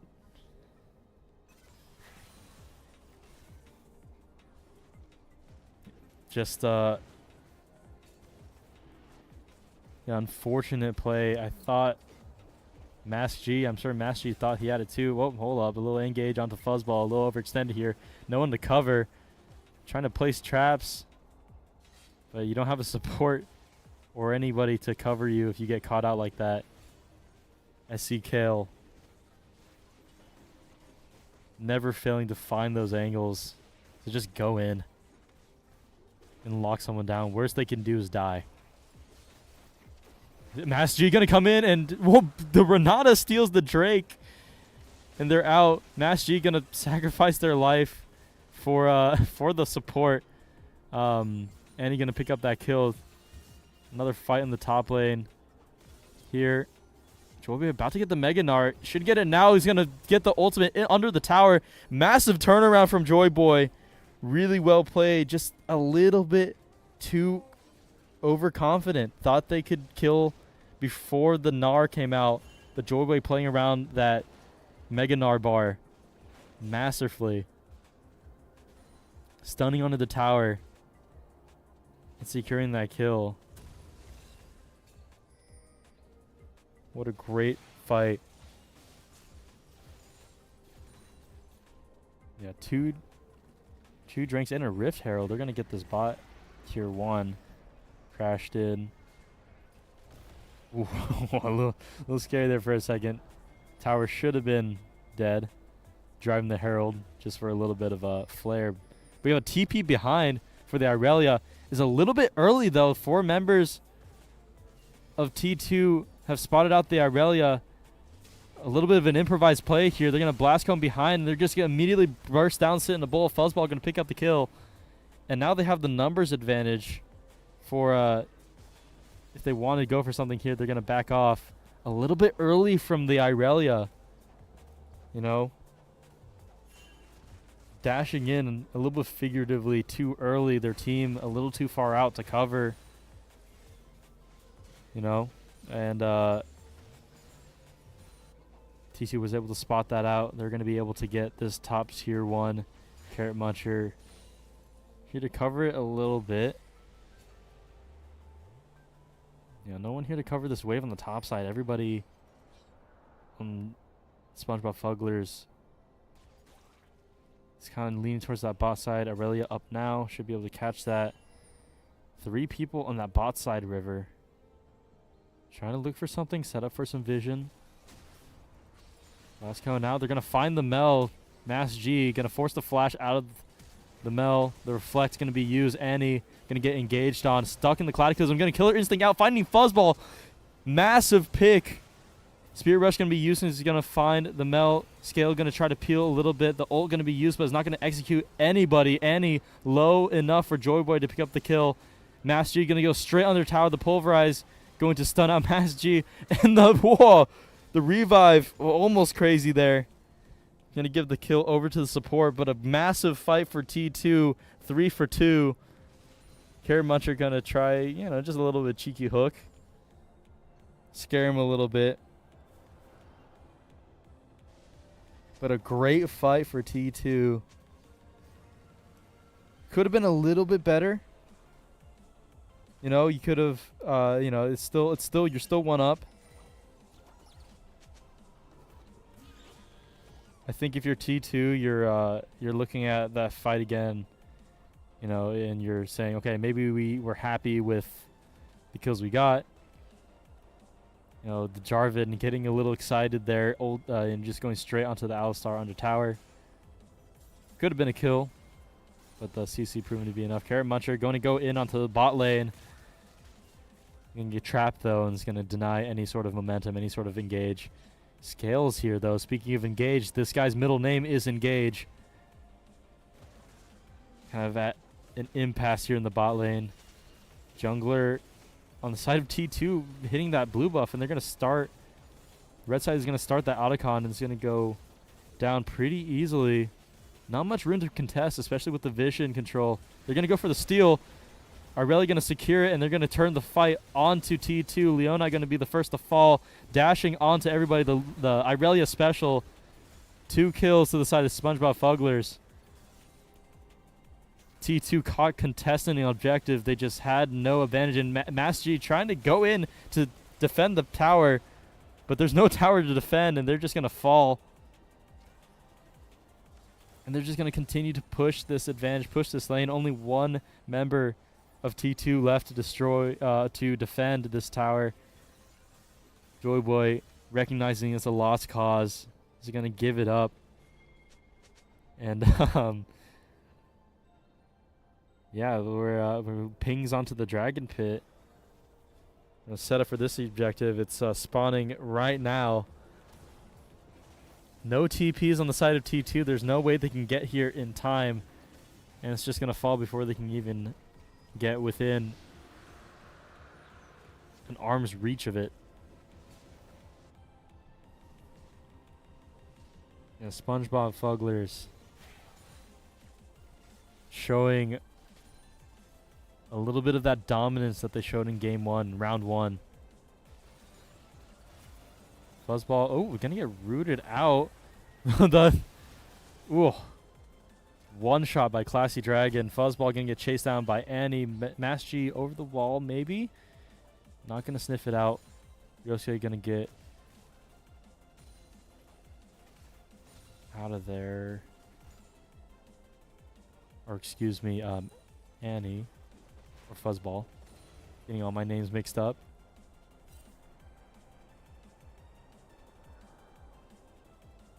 Yeah, some resets.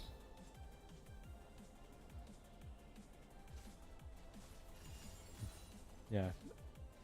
Gonna take some resets here for the side of SpongeBob Fugglers, but T2 is gonna find this opportunity. They find the Irelia trying to get a little bit greedy and find this tier 2 turret. They're gonna find it, but she's gonna trade her life for it. Fuzzball gonna pick up that kill. Caught out. The Alistar also caught out of position, sandwiched in between this Ahri, but is it the Alistar who's sandwiched, or is it the Ahri? Well, it's going to come out here. The lockdown is going to find Leonite slain by Annie on the Kaisa. And a trade of kills for both teams, and a trade of towers as well.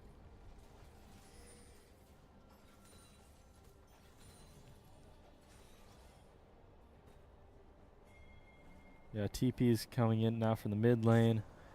See these teams kind of... Red team seems to be very well coordinated here. Even when it seems like they're caught out, they're able to collapse really quickly here. The stun chunking out Fuzzball, forcing them back off a little bit.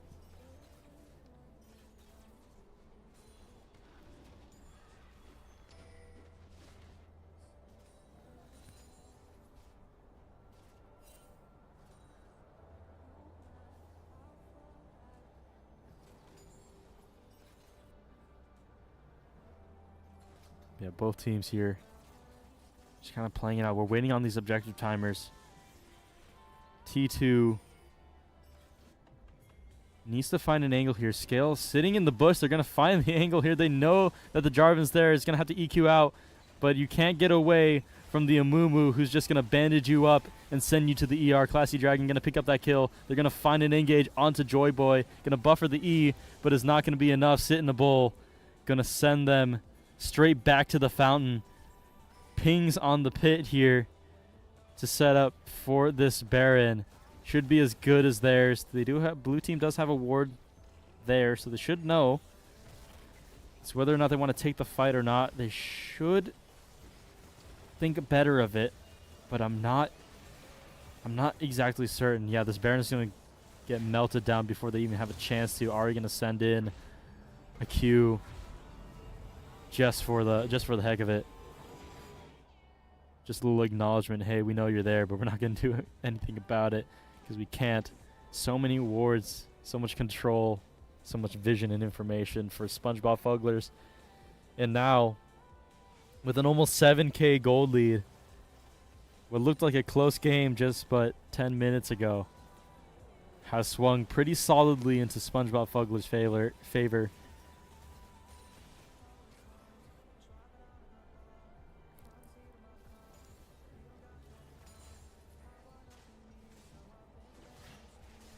We're just going ARAM. Master G's spotted on the Raptors. SC Kale. She's acting as kind of a human ward, just like a ball of CC. If he sees you, then you are not safe. You could get risked getting engaged on. A little bandage over the wall, giving Master G a little bit of a warning. Hey, heads up, we know you're there.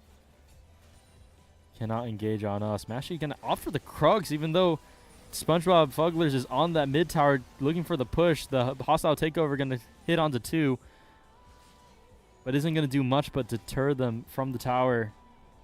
Not gonna get a kill out of her. SC Kale a little pushed up here. They're gonna spot out Jarvan. T2 noticed this and they're gonna try to group up a little bit. Dragon spawning right now. Troll ward in the pit, so they know that SpongeBob Fugglers is going to start this up. Master G on the side here. Dragon fight. We'll see how they want to position this. A little spread out. SC Kale gonna find Joy Boy. Gonna hit a little combo. SC Muncher gonna find the Renata. And that's a lot of their support and their peel ripped away from them. Master G gonna go in with the Cataclysm. Carrot Muncher gonna find himself a little overextended and taken out. Annie gonna take out Master G. Irelia going to go straight into the back line. Fuzzball taking down. Double kill for Annie, though. And that should be the dragon secured for SpongeBob Fugglers. Leonite, the sole person standing. But with that much HP, there's not much they can do to contest this. Alistar gonna get this wave pushed to him. They still have the Baron for a little bit longer. They're gonna use this to take care of that mid tier 2 and push that lead even further. I mean, just a very well played fight overall from the Fugglers over here.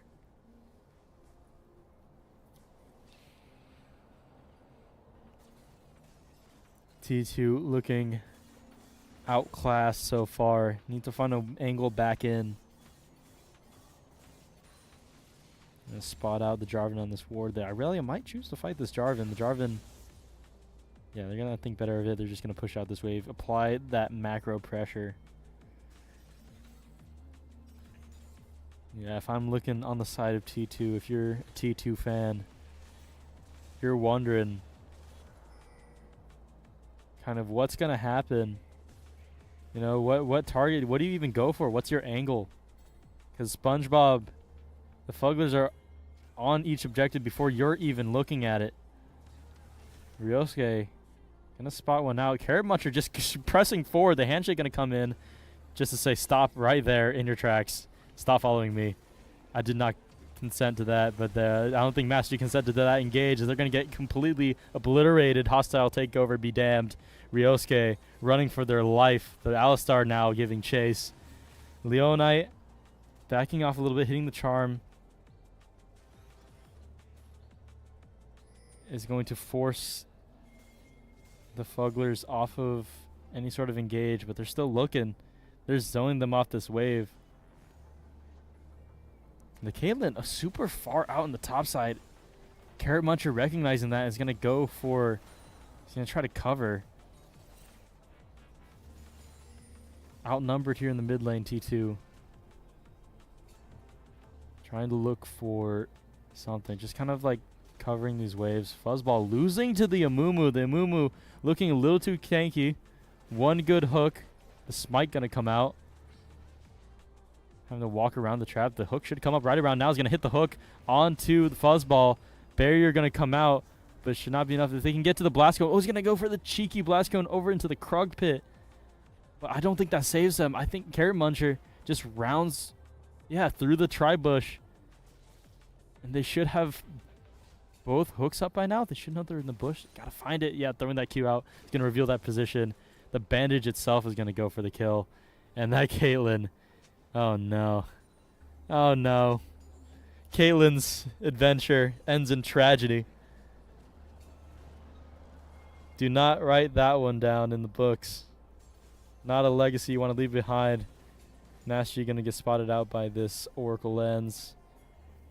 The name of the game here for the Fugglers is to set up for this Baron. Baron going to get poked out by Leonite. The ult popped here. They were looking for an engage, and they're going to find it onto Mass G. Classy Dragon going to take it. Hostile takeover a little bit late here. And he's going to take down quite a bit of health of Classy Dragon. That chunk might be nice, but you just don't have the numbers if you're T2. The Baron is spawned now, and all 5 members here going onto the Baron. You're not in a position at all to contest this. You have no vision. You have no numbers. You have no jungler, no smite. Just nothing. And that's going to be a free Baron for the Fugglers.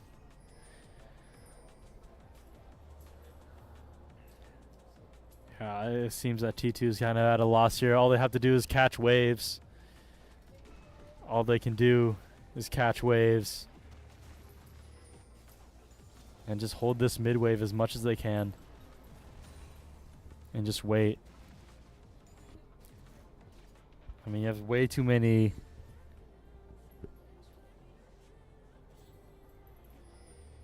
these targets. You need to find these targets if you're T2 onto the Mel, onto the Kaisa, someone you have to catch them out, but it's T2 that's been consistently getting caught out themselves, either in the jungle where they're not welcome on these side lanes. Caitlyn getting pinged out here by Fugglers, pushing out this top wave again. No one there to catch her yet, but you have all 5 members. Just Ryosuke gonna get deleted by the Kaisa They're going to push onto this mid turret. Leonite and Mashi going to try to find an engage here. The EQ flash out from Annie, really well timed. No Cataclysm from the Jarvan, as they don't have as an ADC. The ADC playing side lane here. I mean, yeah, you're going to get this tower. Maybe you're not even going to get this tower. TP coming out from the Irelia. And you're just going to get, you know, you're not even going to get the tower. Well, you do get the tower. Okay. Thank goodness. Otherwise, it would be for naught. But now as they start this Drake, you have no numbers advantage. T2 just have to send something here. Otherwise, it's all gone. They're going to slowly bleed out. Mass G going to come in for the steal. He's going to collect that bounty. He's going to give his life for it. A nice little steal coming out from Mass G. And is going to deny the soul. And is going to put both teams onto soul point. We'll see if this game even gets to that point. The Mass G keeping his team in the game. Keeping the hope alive. As the towers fall. The hope slowly waning. Numbers disadvantage for T2. They need to find an engage. But it's the engage that's going to find them, as SC Kale going to completely cut down this Ahri. 2 Baron waves pushing onto their Nexus. The hostile takeover. A Vayne attempt. Oh, I mean, not too Vayne. The Renata going to get the shutdown onto the Mel. Actually, wait a minute here. The Fugglers looking a little rocky. The W going to reduce a little bit of damage. Care Muncher separated from the team. Ryosuke going to get taken out by 2 of the members of the Fugglers. Care Muncher, though, under fire. Mass G, EQ going to knock it out. Fuzzball going to take that kill. Now it's a 3v2. SKL got to have to find the engage. Is going to find it onto the Caitlyn. Going to shut them down. Joyboy, the only damage left. Mass G and Joyboy forced to flash. The Irelia just going to clean things up. Lysol style. He's going to take an inhibitor just as a souvenir. Leonite just saying hello before the last Nexus tower falls. And as Leonite falls, so will the Nexus. SpongeBob Fugglers will take game 1. 40 kills to 16. SpongeBob Fugglers showing their dominance. A little bit of a shaky start with that level 1. But they were able to pull that back. I mean, the early game advantage. T2 just didn't know what to do with it. And the SpongeBob Fugglers just running away with that game. There was a point where like it all switched. I'm trying to recall off the top of my head. We don't have replays, unfortunately, so we can't really replay it. But there was just like a point in the mid game where, you know, these fights just kept on going the Fugglers' way. And yeah, just GG's. It's not over yet, though. We still have one more game. And remember, it is fearless. So every champion you saw in that first round cannot be played for the rest of the series. So no more Jarvan. No more, no more Renata. No more Kaisa. Kaisa's a big one to take away. Kaisa is a huge source of damage. So, and no more Gnar, more specifically for T2. So I'm interested to see Joy Boy's champion pool come out here a little bit. The Ahri also gone. We've only seen the Ahri and the Gnar from them so far. So I'm really excited to see. But before we get into that second game, we give out prizes for our mini tournaments, and the prize for this is for 3rd place. Okay, so that's our 3rd place prize. It's a little keychain. It's a nice keychain. It's pretty nice, courtesy of Fab Lab here. And we do have the results of that 3rd place match. It is the Real Boys LLC Incorporated. So congratulations to them. The double company, contract paid off, I guess. But yeah, that is yours. You can pick it up if you'd like. Just come on by, swing by the sports lounge, and we'll get that to you. But yeah, I'll go ahead and show off the other prizes we have for 1st and 2nd. Whoever, wins this right here. Similar things for first and second, silver for second, of course, and then gold for first. So, yeah. I'm excited to see the second game here. Okay, they're side swapping for game 2. So we'll see T2 on the red side now and the SpongeBob Fugglers on the blue side. So I'm interested to see how they adapt. Giving the Fugglers first pick is going to be an interesting choice. I'm really interested to see what their prio is, because if they were, maybe the T2 kind of wants to see this as well, see what they're first picking. Maybe they have more answers. I don't know. There could be a plethora of reasons, but my mind immediately goes to that to the draft. The bans more specifically. I feel like the T2 bans were a little bit hedged. We had kind of a champion. We literally just saw the draft that they played in round 1 banned out, and it was just banned for that game. So it's not even banned out for the series. So they could still play that draft. That's still open for them here.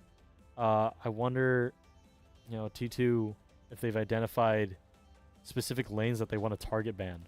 So certain options that they want to remove, especially now that it's Fearless. That's 2 less options that they have. For both sides, of course, but more specifically in T2's case, that's 2 mid laners or 2 champions that whatever side they want to cinch or pinch, that's 2 less champions they have to worry about. So I'm excited to see kind of how they do the draft. It looks like, speaking of draft, that is going to be pulled up soon here. But as that's getting set up, another shout out to the Esports Lounge. Again, I'm going to keep shouting this out. I'm going to sound like a broken record, but these tournaments we have every week. So Counter-Strike is going to be our next one next week. So if you're into the FPSs, if you're into the esports environment, if you want to fist bump your teammates like at ESL or at IEMs, this is the place to do it. So it's free sign up. You can bring your buddies, bring your 5-stack. We had the varsity team here last tournament. That shouldn't discourage you. Maybe you can show them up. But yeah, it is just a for fun event for everybody to play some CS and get that LAN experience. Get that gaming's always better when you're in person together. So pop out Esports Lounge. You can follow us ASU Esports Lounge on Instagram, I believe. And join our Discord. You can find our Discord. If you Google us, you should find a website as well. So yeah, check us out. We'll do a lot, and I think we're going into draft right now. So we're gonna go ahead and switch into that for game 2 of our grand finals here in the ASU Esports Lounge. SpongeBob Fugglers versus T2. The Fugglers on the blue side, T2 on the red side. That Vigar ban going to be a consistent ban. I wonder if they're banning out. I can't remember if I'm correct or not, but I do vaguely remember Masked G playing the Vigar. But they're playing jungle now, so not sure. Oh, let's switch onto the Jinx. The Jinx ban going to be the Leona ban again. Insta ban from T2. I would like to see from T2 a little switch up in the bans, just because, obviously, you have a lot of you're giving them a lot of options by hedging your bets a little bit here. The Sejuani banned out from T2, banning out Masked G's Sejuani. The Fugglers have been doing their research. They've been in the labs. They've been on the op.gg's, and they know their team that they're up against. See what the ban is here. The Kindred going to come out. Another echo of the first game. The Kindred ban is understandable, giving the respect to Carrot Muncher on that first game of Kindred, looking absolutely divine, absolutely unstoppable. I do not blame T2 for not wanting to deal with that The Lulu gonna get banned out here. So banning out both the Jinx and the Lulu is gonna just really gonna deny that any sort of agency there. Lulu, a great enchanter, so you know, making the Lucian a little bit harder to play, making the champions like the Zeri. You can still find something with the Zeri if there is a Zeri here, but denying that Lulu is definitely going to make that a little bit more of a tougher pick. The Lux going to be the first pick here for the Sfugglers. The Kaelin out of the pool, so this could be a Lux mid. This could be a this could be some sort of, you know, a Lux support. But my instinct is leaning towards a Lux mid. We'll have to see though. We'll see what T2 thinks. We'll get a chance to see what happens here. The Teemo lock from T2. Oh boy. League of Legends enjoyers, viewers, lock the heck in. It is Teemo time for T2. I don't think this champion needs any introduction. The Sivir gonna get locked in too. So now we're going all in. We're putting our cards on the table. If you're T2, we're saying, hey, we're playing Teemo. You better have an answer to it, or you're toast. You're gonna get shroomed out the wazoo if you do not have something to deal with this. Now, there's still a lot of things to kind of counter this Teemo. For one, you have the Echo. Okay, so the Echo could be jungle or mid. I'm gonna assume that's jungle as well. So the Lux Flex is still alive for now. But yeah, this Teemo. Sorry, I'm just hung up. I can't believe I'm seeing Teemo. Teemo's here.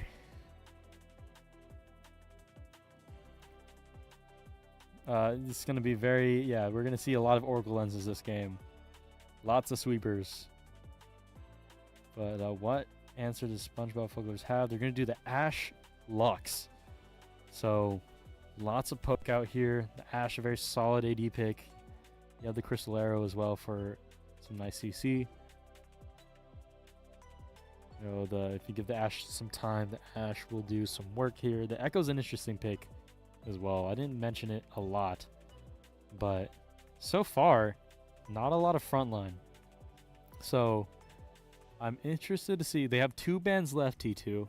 We'll see if they just go for the same picks that SpongeBob Fugglers played in round 1 and they banned in the game 1 of this game. Or perhaps, yeah, it's going to be the Shen again. Okay, that is a top laner ban. That is, I guess, a tank. That is a frontliner. Another global taken out of the pool. But I would love to see another frontline ban here from T2. You know, I wonder if T2's thinking that they have the Teemo, so like they have a way to kind of melt through the tank if they want, stop these people from getting in. It's going to be really hard to enter if you're T2. Wukong. Yeah, Wukong going to be... Oh, Jax ban going to come out. So, yeah, that'll be nice for the Teemo. Now, I'm not sure exactly what we've got for the Fugglers. Kennen ban going to come out. Interesting Kennen ban, considering that the Teemo was already locked in. I'm not exactly sure what that's all about, but the Morgana ban is going to come in. Not wanting to deal with the burn lockdown of mushrooms and blinds and whatnot. We don't want more than one Leandries.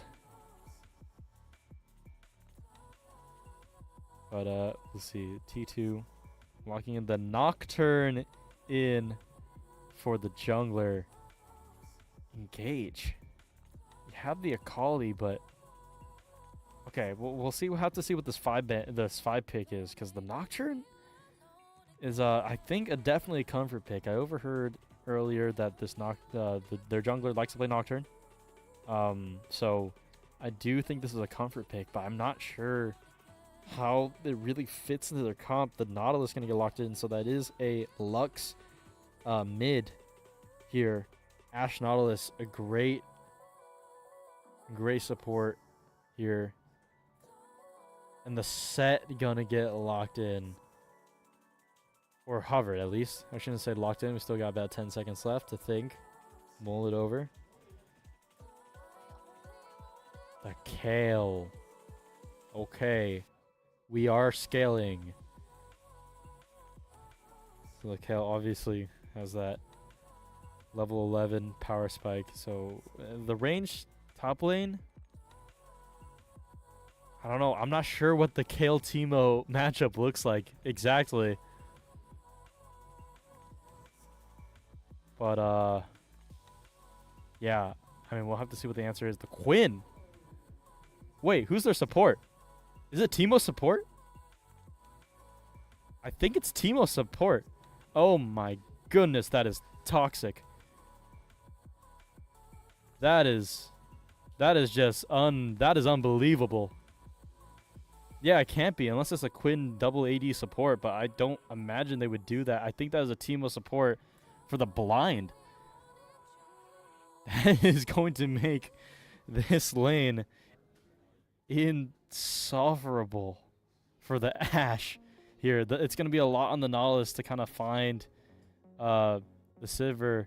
The Echo here is going to... A lot of the onus is going to be on this Echo to find roams and to find good ganks onto this bot lane early. Oh, wowza. This T2's comp has the potential to be very, very oppressive. I also want to turn everybody's attention to the Akali Nocturne Quinn. This is a rush down comp. This is Teemo setting up shrooms everywhere and then using that poke to just go all in. Quinn is going to rush straight to fights. Nocturnal is going to turn out the lights. Akali is going to dash right in, and then Sivir is just going to do what Sivir does best and spread around. So, I mean, this is a lot of damage. A lot of damage. The closest thing to a front line we have is the Nautilus. The Nautilus is more of an engaged than anything, though. So this is going to be a slaughter fest of a game. If the last one wasn't already, if that first game wasn't already, it is. I mean, flip a coin, ladies and gentlemen, and then call it. Because that is what this game is going to be.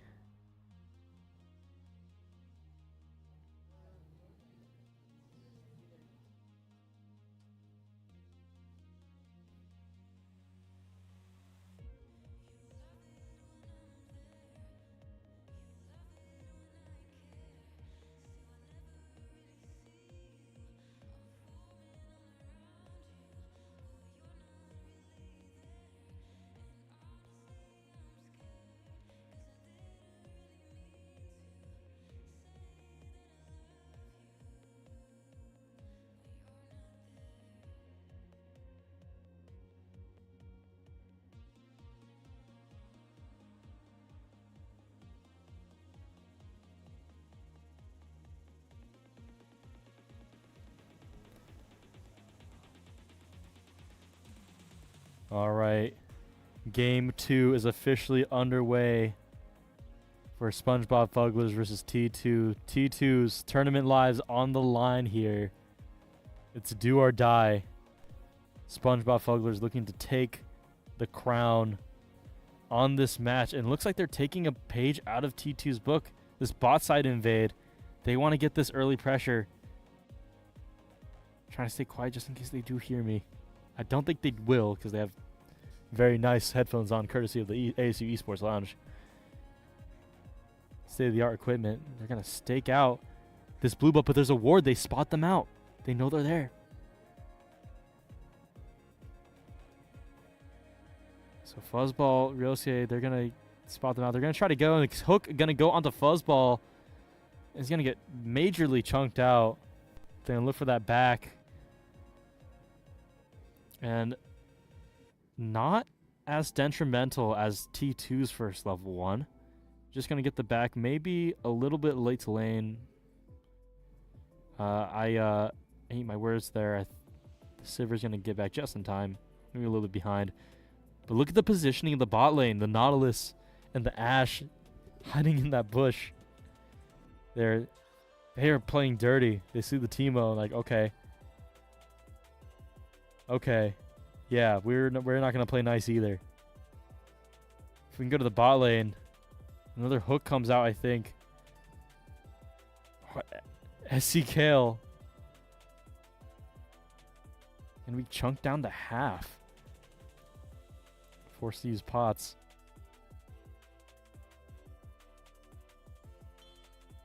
All these range supports seeming like Ryosuke's comfort. Really interesting. You see the Echo already here on the bot side of the map. Taking out those Krugs. So if they want to do something, they could. Not sure with this bot lane position. So low already, Fuzzball. Both sums out. Having to use them both. And it just kind of forced a farm under tower here. Just has to be careful not to push out a little bit here. With the...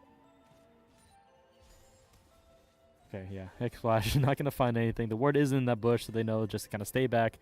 Play safe. They don't have a jungler there right now. So... they can't do much. The Nocturne is coming down a lot, though. So if they want to do something, they have a timer to do so. Those wards in the Tri-Bush and the Pixel Bush, respectively, are going to be pretty detrimental to any sort of gank this Nocturne wants to do if they want to do it as well. They're going to ping it, pinging danger. So they might be looking for something. Low mana on Fuzzball, hitting level 3. Hook onto the Teemo. Flash out. Stepping up a little too far. And yeah, this Teemo pick is not an insta win. You still do have to get to level 6 in order to get that pressure up. So Ryosuke playing a little bit forward.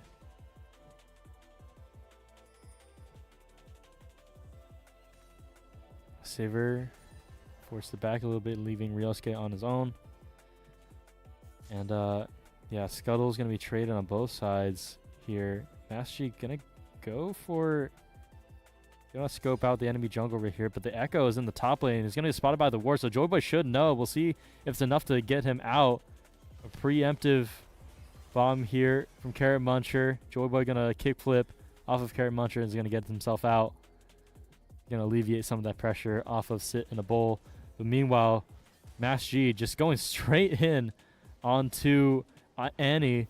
He's going to get that fear off. Ryosuke going to come in. Almost a second ADC. The blind going to come in. The poison going to get Annie within an inch of their life. The hook going to get a massive hook. First blood going up to the Nautilus. Going straight through. Ryosuke stepping up again. It's been a consistent trend, a consistent problem that we saw from the first game. And it's repeating itself here. It's going to cost T2 the first blood. It's going to get some gold onto the Nautilus. Going to spot out the Kale, Joyboy. No backs today, sir. You're going to stay with me in lane.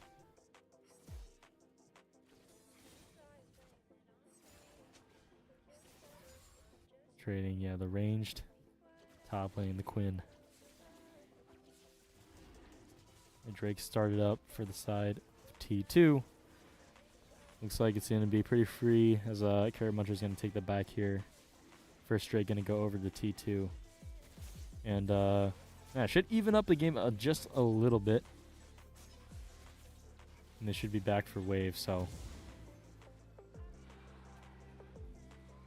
yeah, they're probably going to lose a couple of waves, though. Not the whole wave. Yeah, I was going to lose the whole wave for that. Unfortunately. And Lux is going to be a wave up now. So, yeah, slight advantage. Almost a 1k gold lead already for the SpongeBob's Fugglers. And, SC Kale, I see him sniffing it. They want something to happen. Just coming in and out of that bush. Yeah, if you are T2, you gotta stick to that turret. You know, the downfall of playing Teemo support is that you have no traditional engage in that lane, so you can't really like engage and get like a good lockdown unless your jungler's there, and the only lockdown is in the form of the Nocturne. So yeah, the fear is kind of the only stun they have there. So not a great angle. Looks like Master G is just trying to power farm to 6. That lights out is going to be pretty important for any sort of playmaking that they want to do. Yeah, I think this game is just like is all about level 6. Carrot Muncher going to get that scuttle. He's going to get spotted out by the ward by Joy Boy. These wards saving Joy Boy's life, allowing him to kind of maximize how much he can step up. Master G now in the top lane. Both junglers in the top side here. Not sure if they want to go for something. I don't think Carrot Muncher knows that Pixel Brush is warded. They should know now. See the ping coming out. Yeah, Cinnabole is going to go in, trade a little bit. Akali's here trying to look for something in the bot side of the map. Try something from it. He's going to lose a couple of minions for it. The Lux is getting rewarded for just standing their ground, staying in lane. Akali so good at these roams, but you have no lanes to roam to. Then you're kind of just a sitting duck. Have to farm a little bit. Is going to place a ward in this pit. Kind of scope it out. It's going to be 3 grubs to the side of SpongeBob Fugglers. Oh, nice spell shield to block the hook out. Ryosuke again caught out. Going to have to force the flash. But that's going to leave Fuzzball in there to get ulted by the depth charge from SC Kale. Going to have to flash out as well. And he's running low. Ryosuke trying to get the kill here. If only they had flash, but that's not going to be enough. 1v1 in the Nautilus is going to get that kill. Very, very close fight, but is it going to go to the side of T2? Annie on a sliver of health. The Nocturne hiding in the tri-bush, though. Hugh going to come out. Is going to miss. Going to force the barrier, though. Carrot Muncher here to cover. And that play is going to resolve out to the side of T2, evening up the score. Really nice aggression. And a really nice evasion from Fuzzball. I thought, Fuzzball surely was dead there, but they were able to find, that damage. They're like, hey, I'm going to go down anyway. I'm just going to all out. Just throw it all onto the AD. Swinging it all out. We're going lights out onto the bin laner. And we're just going to get a little bit of chunk. A little bit of chunk. It's just a fast track to the Raptors, I think. So what that ult was. Not to worry, though. Should come up pretty quickly here. At least in time for the next objective. Little Teemo close up here. A little sneaky. We'll see if they can get a little bit of poke out. Teemo is level 6 now, so they can just start throwing shrooms. That should make this lane a little bit harder to play. A little bit harder for this Echo to come out. You see the shroom right there on the Scuttle Crab. Carrot Muncher is going to secure that. I'm going to try to set up for this Drake. Man, narrowly. Is that a ward or a shroom? Can't really tell. I think that is a ward. Apologies, but that is information for T2. SCKL looking for a roam, waiting for their jungler. They're calling. Oh no, they don't have a ward in that bush. Gets punished for walking up, trying to face check that bush. Classy Dragon gonna get the kill. In the top lane, Quinn and Kale are gonna trade each other's lives. So numbers advantage for the Sfugglers. As they're gonna start up this dragon. Mass G a little bit separated. They could fight this though. Hugh gonna poke out a little bit from Annie. They're gonna back off the Fugglers. And T2 are going to take over the dragon. Huge fight going to come in. Mass G caught out on the side. Separated from the team. Going to flash over the wall. Huge huge Crystal Arrow coming in from the Ash. Going to take down their jungler. Ryosuke going to follow. Fuzzball going to be able to take down Carrot Muncher to return a kill. And Leon Knight does have a chance to clean up this fight. Going to go on to the Nautilus. Final Spark going to miss. Ignite going to close out that kill. Unfortunately, though, is not able to hit the Qs. That Nautilus proving a little bit too durable. The Akali not doing enough damage. 6-3 for SpongeBob Fugglers. Dragon's still up. And see these junglers making a mad dash straight to the Drake. Little pit stop for the Wolves, though. Echo might stop for the Raptors. Might just go straight for the Drake. Yeah, it's going to go straight for it. Ryosuke is there to drop a couple of mushrooms down for some control.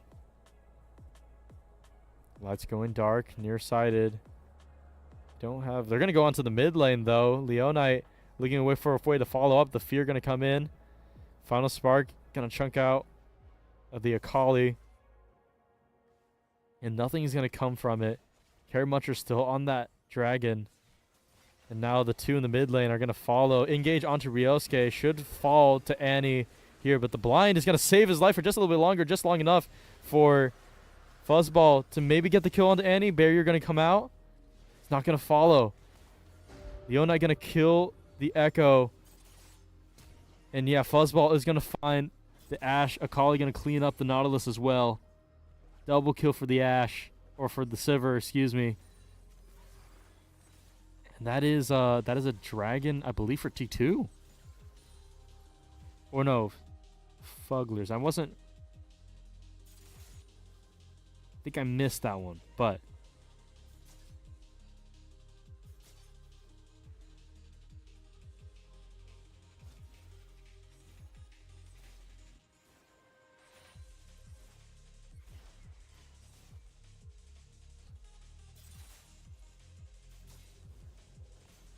just looking at the game state right here.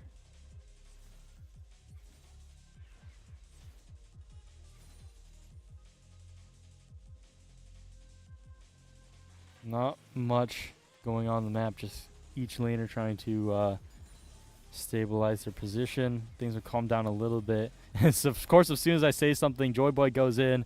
He's able to get that quickness. He's able to... Oh, yeah. Channeling the ult.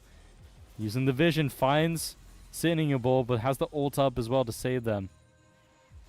And that should be the fight. If they can clear this wave quickly, yeah. Sitting Bull figures out, yeah, this wave. Oh, Carrot Munch is right there. No vision is going to cost Joy Boy his life. And the Nocturne not there to cover in the middle of a back. Just unfortunate timing. Didn't account for the Echo being in the bush there to cover. No vision on the jungler.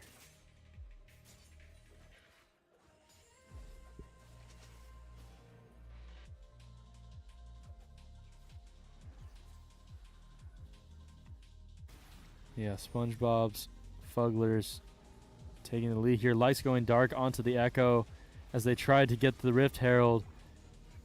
Even trades here. They're going to just chase them out from the objective. Classy Dragon is here to cover. And the plant is going to heal Carrot Muncher so they can look back for the gets to engage. Mastery going to heal up as well. Joy Boy is here. A little fight in the bot lane. Just for the heck of it. Ryosuke going to take down Annie. SC Kale can also going to take a lot of damage. Fights going on at the Rift Herald pit as well. Classy Dragon going to take out the Akali, as well as Mask G, and it's going to secure that the Herald up in the top lane. And yeah, lots of fighting on the map. A kill onto T2, but an objective lost. And with those 3 grubs, the siege potential here for SpongeBob Fugglers is just I mean, just like astronomically huge. Oh, Joe Boy. Poke down a little bit low there. Rift Herald going to be dropped into the mid lane. Stun going to be found into the Leonite. Lots of damage out. Going to find a way out. Heal up just a little bit. Mid tower's all they're going to get, though, with that Herald. Of course, I have to say something about siege potential. But this is a mid-tier 1 nonetheless. Lots. There's going to be 2 turrets up for SpongeBob's Fugglers.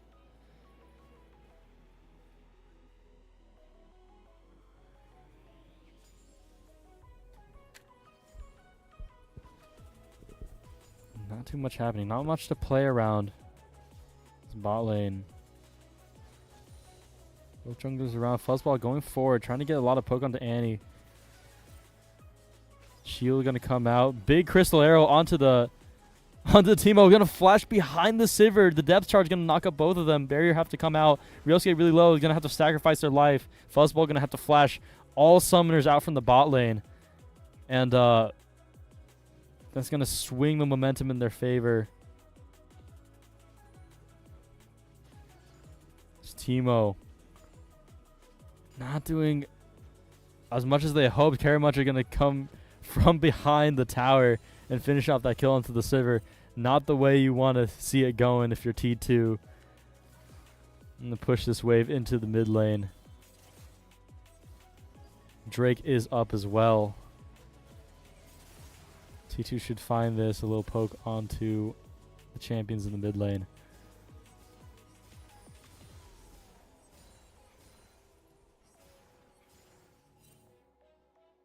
Yeah, this should be a free Drake for the Echo. Mass G trying to contest it, though. He's going to get spotted on that ward.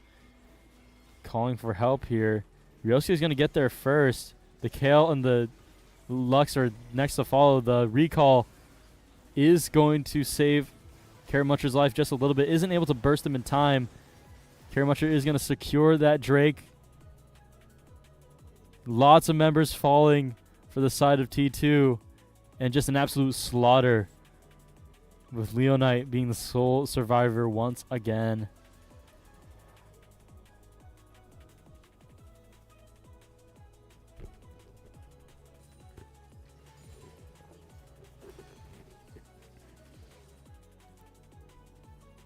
Just absolute domination on that dragon fight.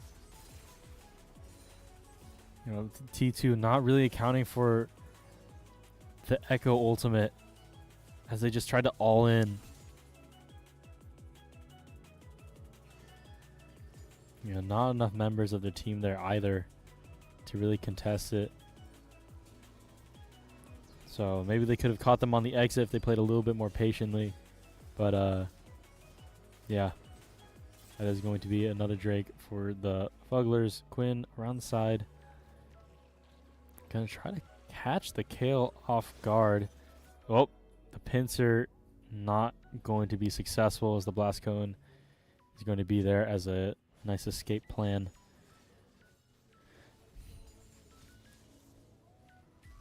And the Otacon, it has spawned on the map, so new objective to play around.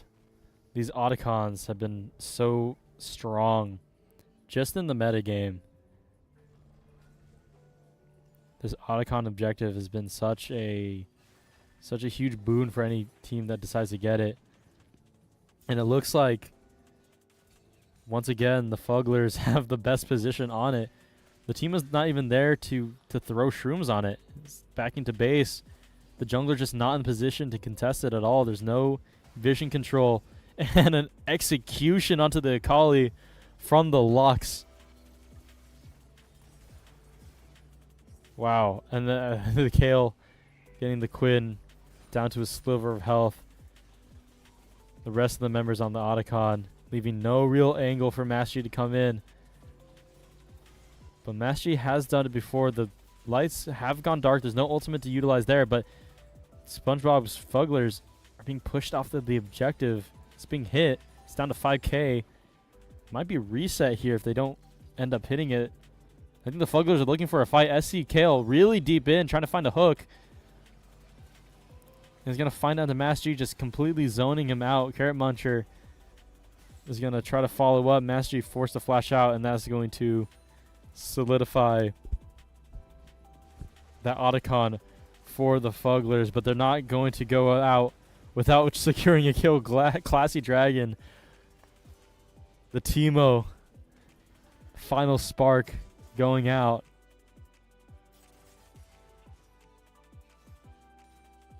And now with the numbers advantage, there's oh yeah, especially with their jungler gone, there's nothing that T2 can do to contest this Otacon. No smite. All the waves are pushed in. All they can do is catch it. And there's going to be a lot of flowers going the way of the Fugglers. Oh, hooking to going. Nah, just barely not going to catch out the Quinn.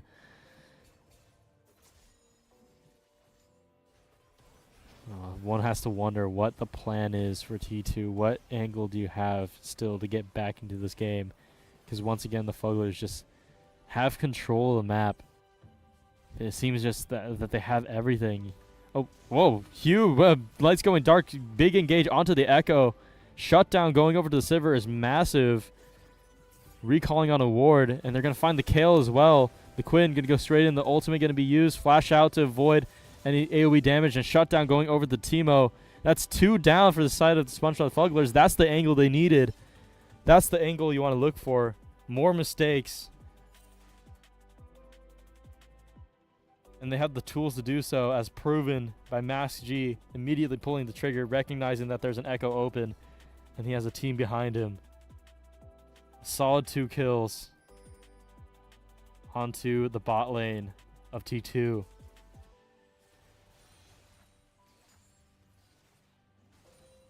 Some nice gold injections coming in there. No Leandry's built yet. First item, Nashers.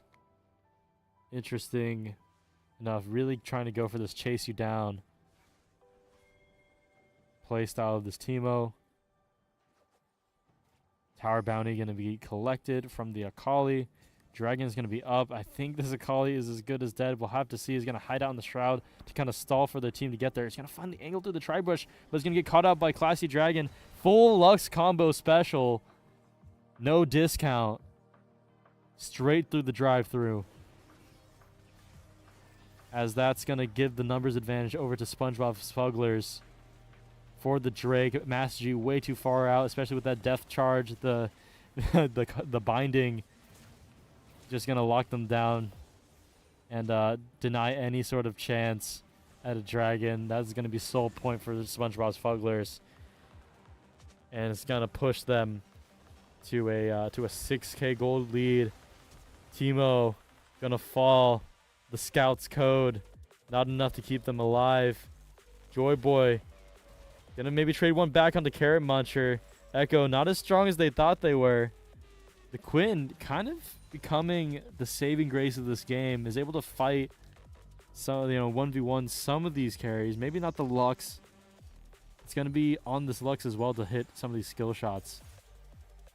So if the stars align, if the light bindings miss, if Quinn is able to find the target, if all of T2 is able to find their target, for that matter, could shift the fight in their favor. Right now, it's looking like that Echo's a problem. That Lux is a huge problem.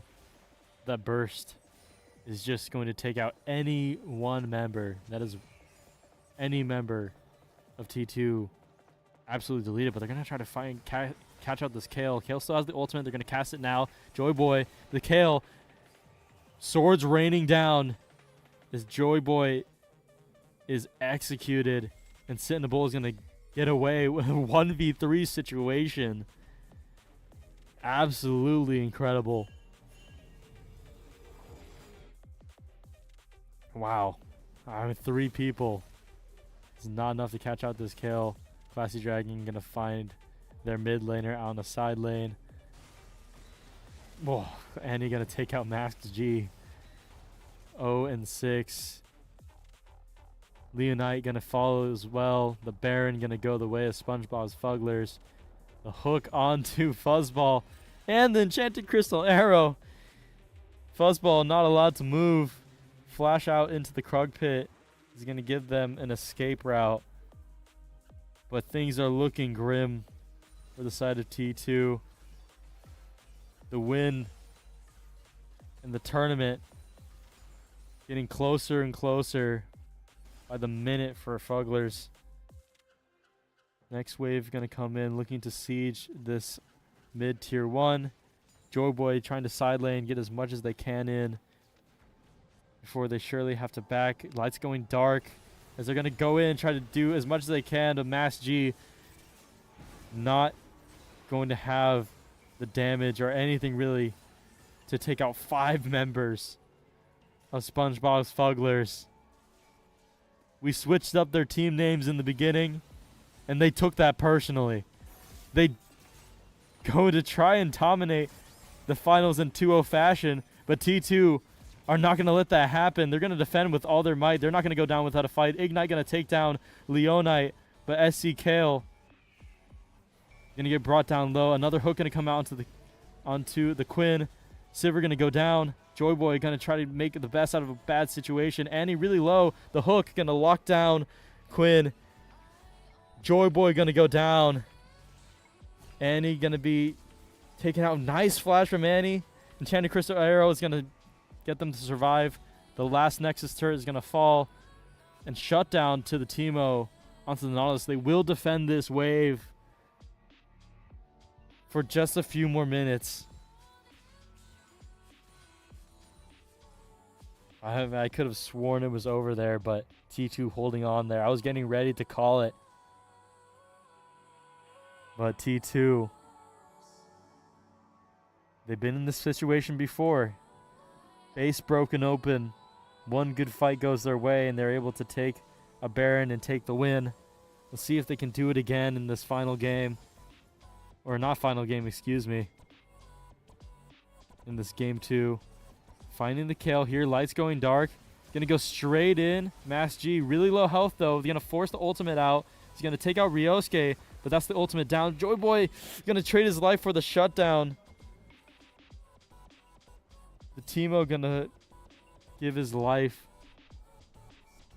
Not sure if that was exactly the most ideal, as 2 of T2's champions are going to get eliminated here, and one more Leonite on the side lane. Carrot Muncher just going to absolutely demolish the Akali here. Max G stepping up a little far there. Yeah, the light binding is going to just catch out the Nocturne. He's going to fade into the background. The light has overcome the darkness as Fuzzball tries to defend an open Nexus. Ryosuke trying to help him out. Quinn now. SC kill. Is not getting punished for being pushed up so far. Classy Dragon here as well. 3 on the side of T2. They're going to try to fight onto these two. SC Kale. So much shielding coming in. And Kale's... the Quinn is going to try to go in on the Lux. Huge kill to the Quinn. But on the bot side, they're going to take that inhibitor. Lights going out. Nocturne going to go in, try to find something here. Leonite, the Kale is just in their base. The Kale is in their base. The Akali can't play the game. And Cinnabol is just going to ignore. Oh, the Nexus Tower is going to go up, denying any sort of, I guess, semi-backdoor attempt. He's going to take out the Sivir. Carrot Muncher there to assist. Oh, that must have been is it Teemo? Yeah, it was a Teemo poison. But I think there's just too many. There's 2 members of SpongeBob's Fugglers alive. That should be enough. Mask G, the only one that could feasibly defend this. The desynced Nexus turrets might just be enough. SC Kale gonna just take it out so that the timers are synced again. But that's going to give enough time for T2 to respawn and defend this wave. And the game, ladies and gentlemen, is not over yet.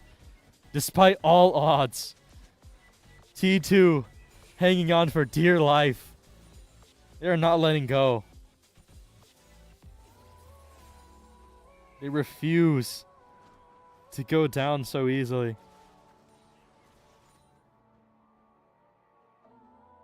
If SpongeBob's Fugglers want to take this game, they're going to have to rip it out of T2's cold, dead hands.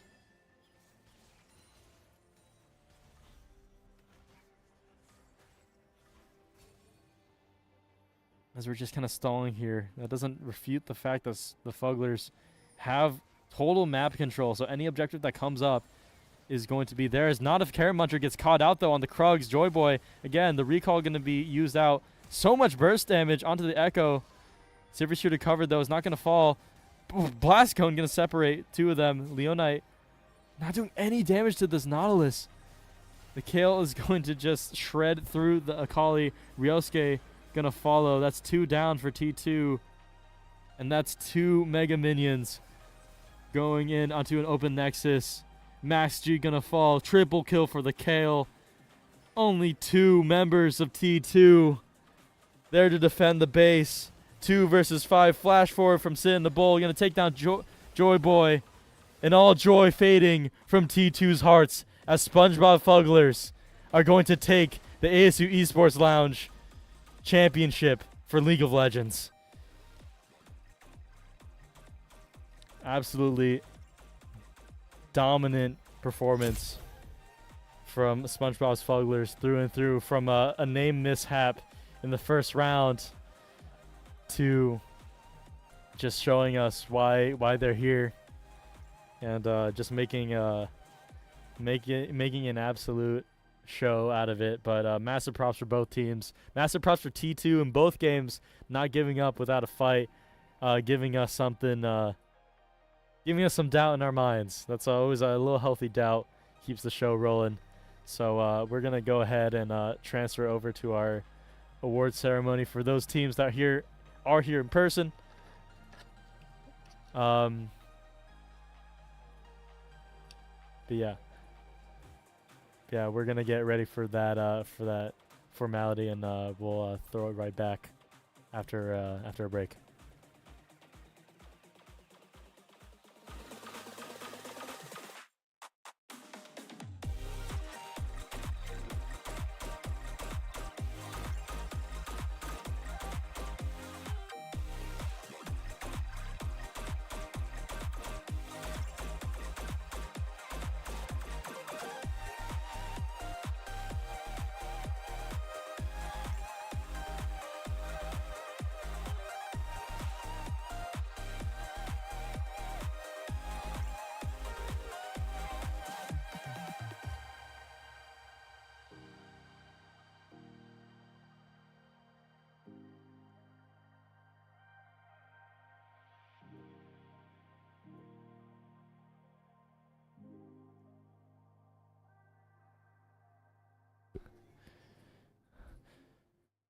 All right, it's time for the ASU Esports Lounge LOL Summer's Rift Tournament award ceremony. In second place, giving a great performance, not going out without a fight, holding on to the very last second. We have T2. Go ahead and come claim your prize. It's my honor to present this to you. Yeah, congratulations. Yeah, of course. Yeah. All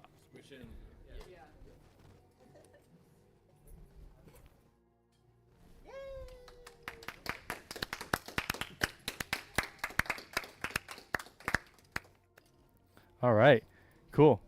And then all right, and of course, in first place, give me a dominant performance and a heartfelt apology first for switching the names up on screen, but you proved us, you showed yourselves, you proved your grit and your might. Please give it up for our champions of the night, SpongeBob Fugglers. Hard F. There you go. All right.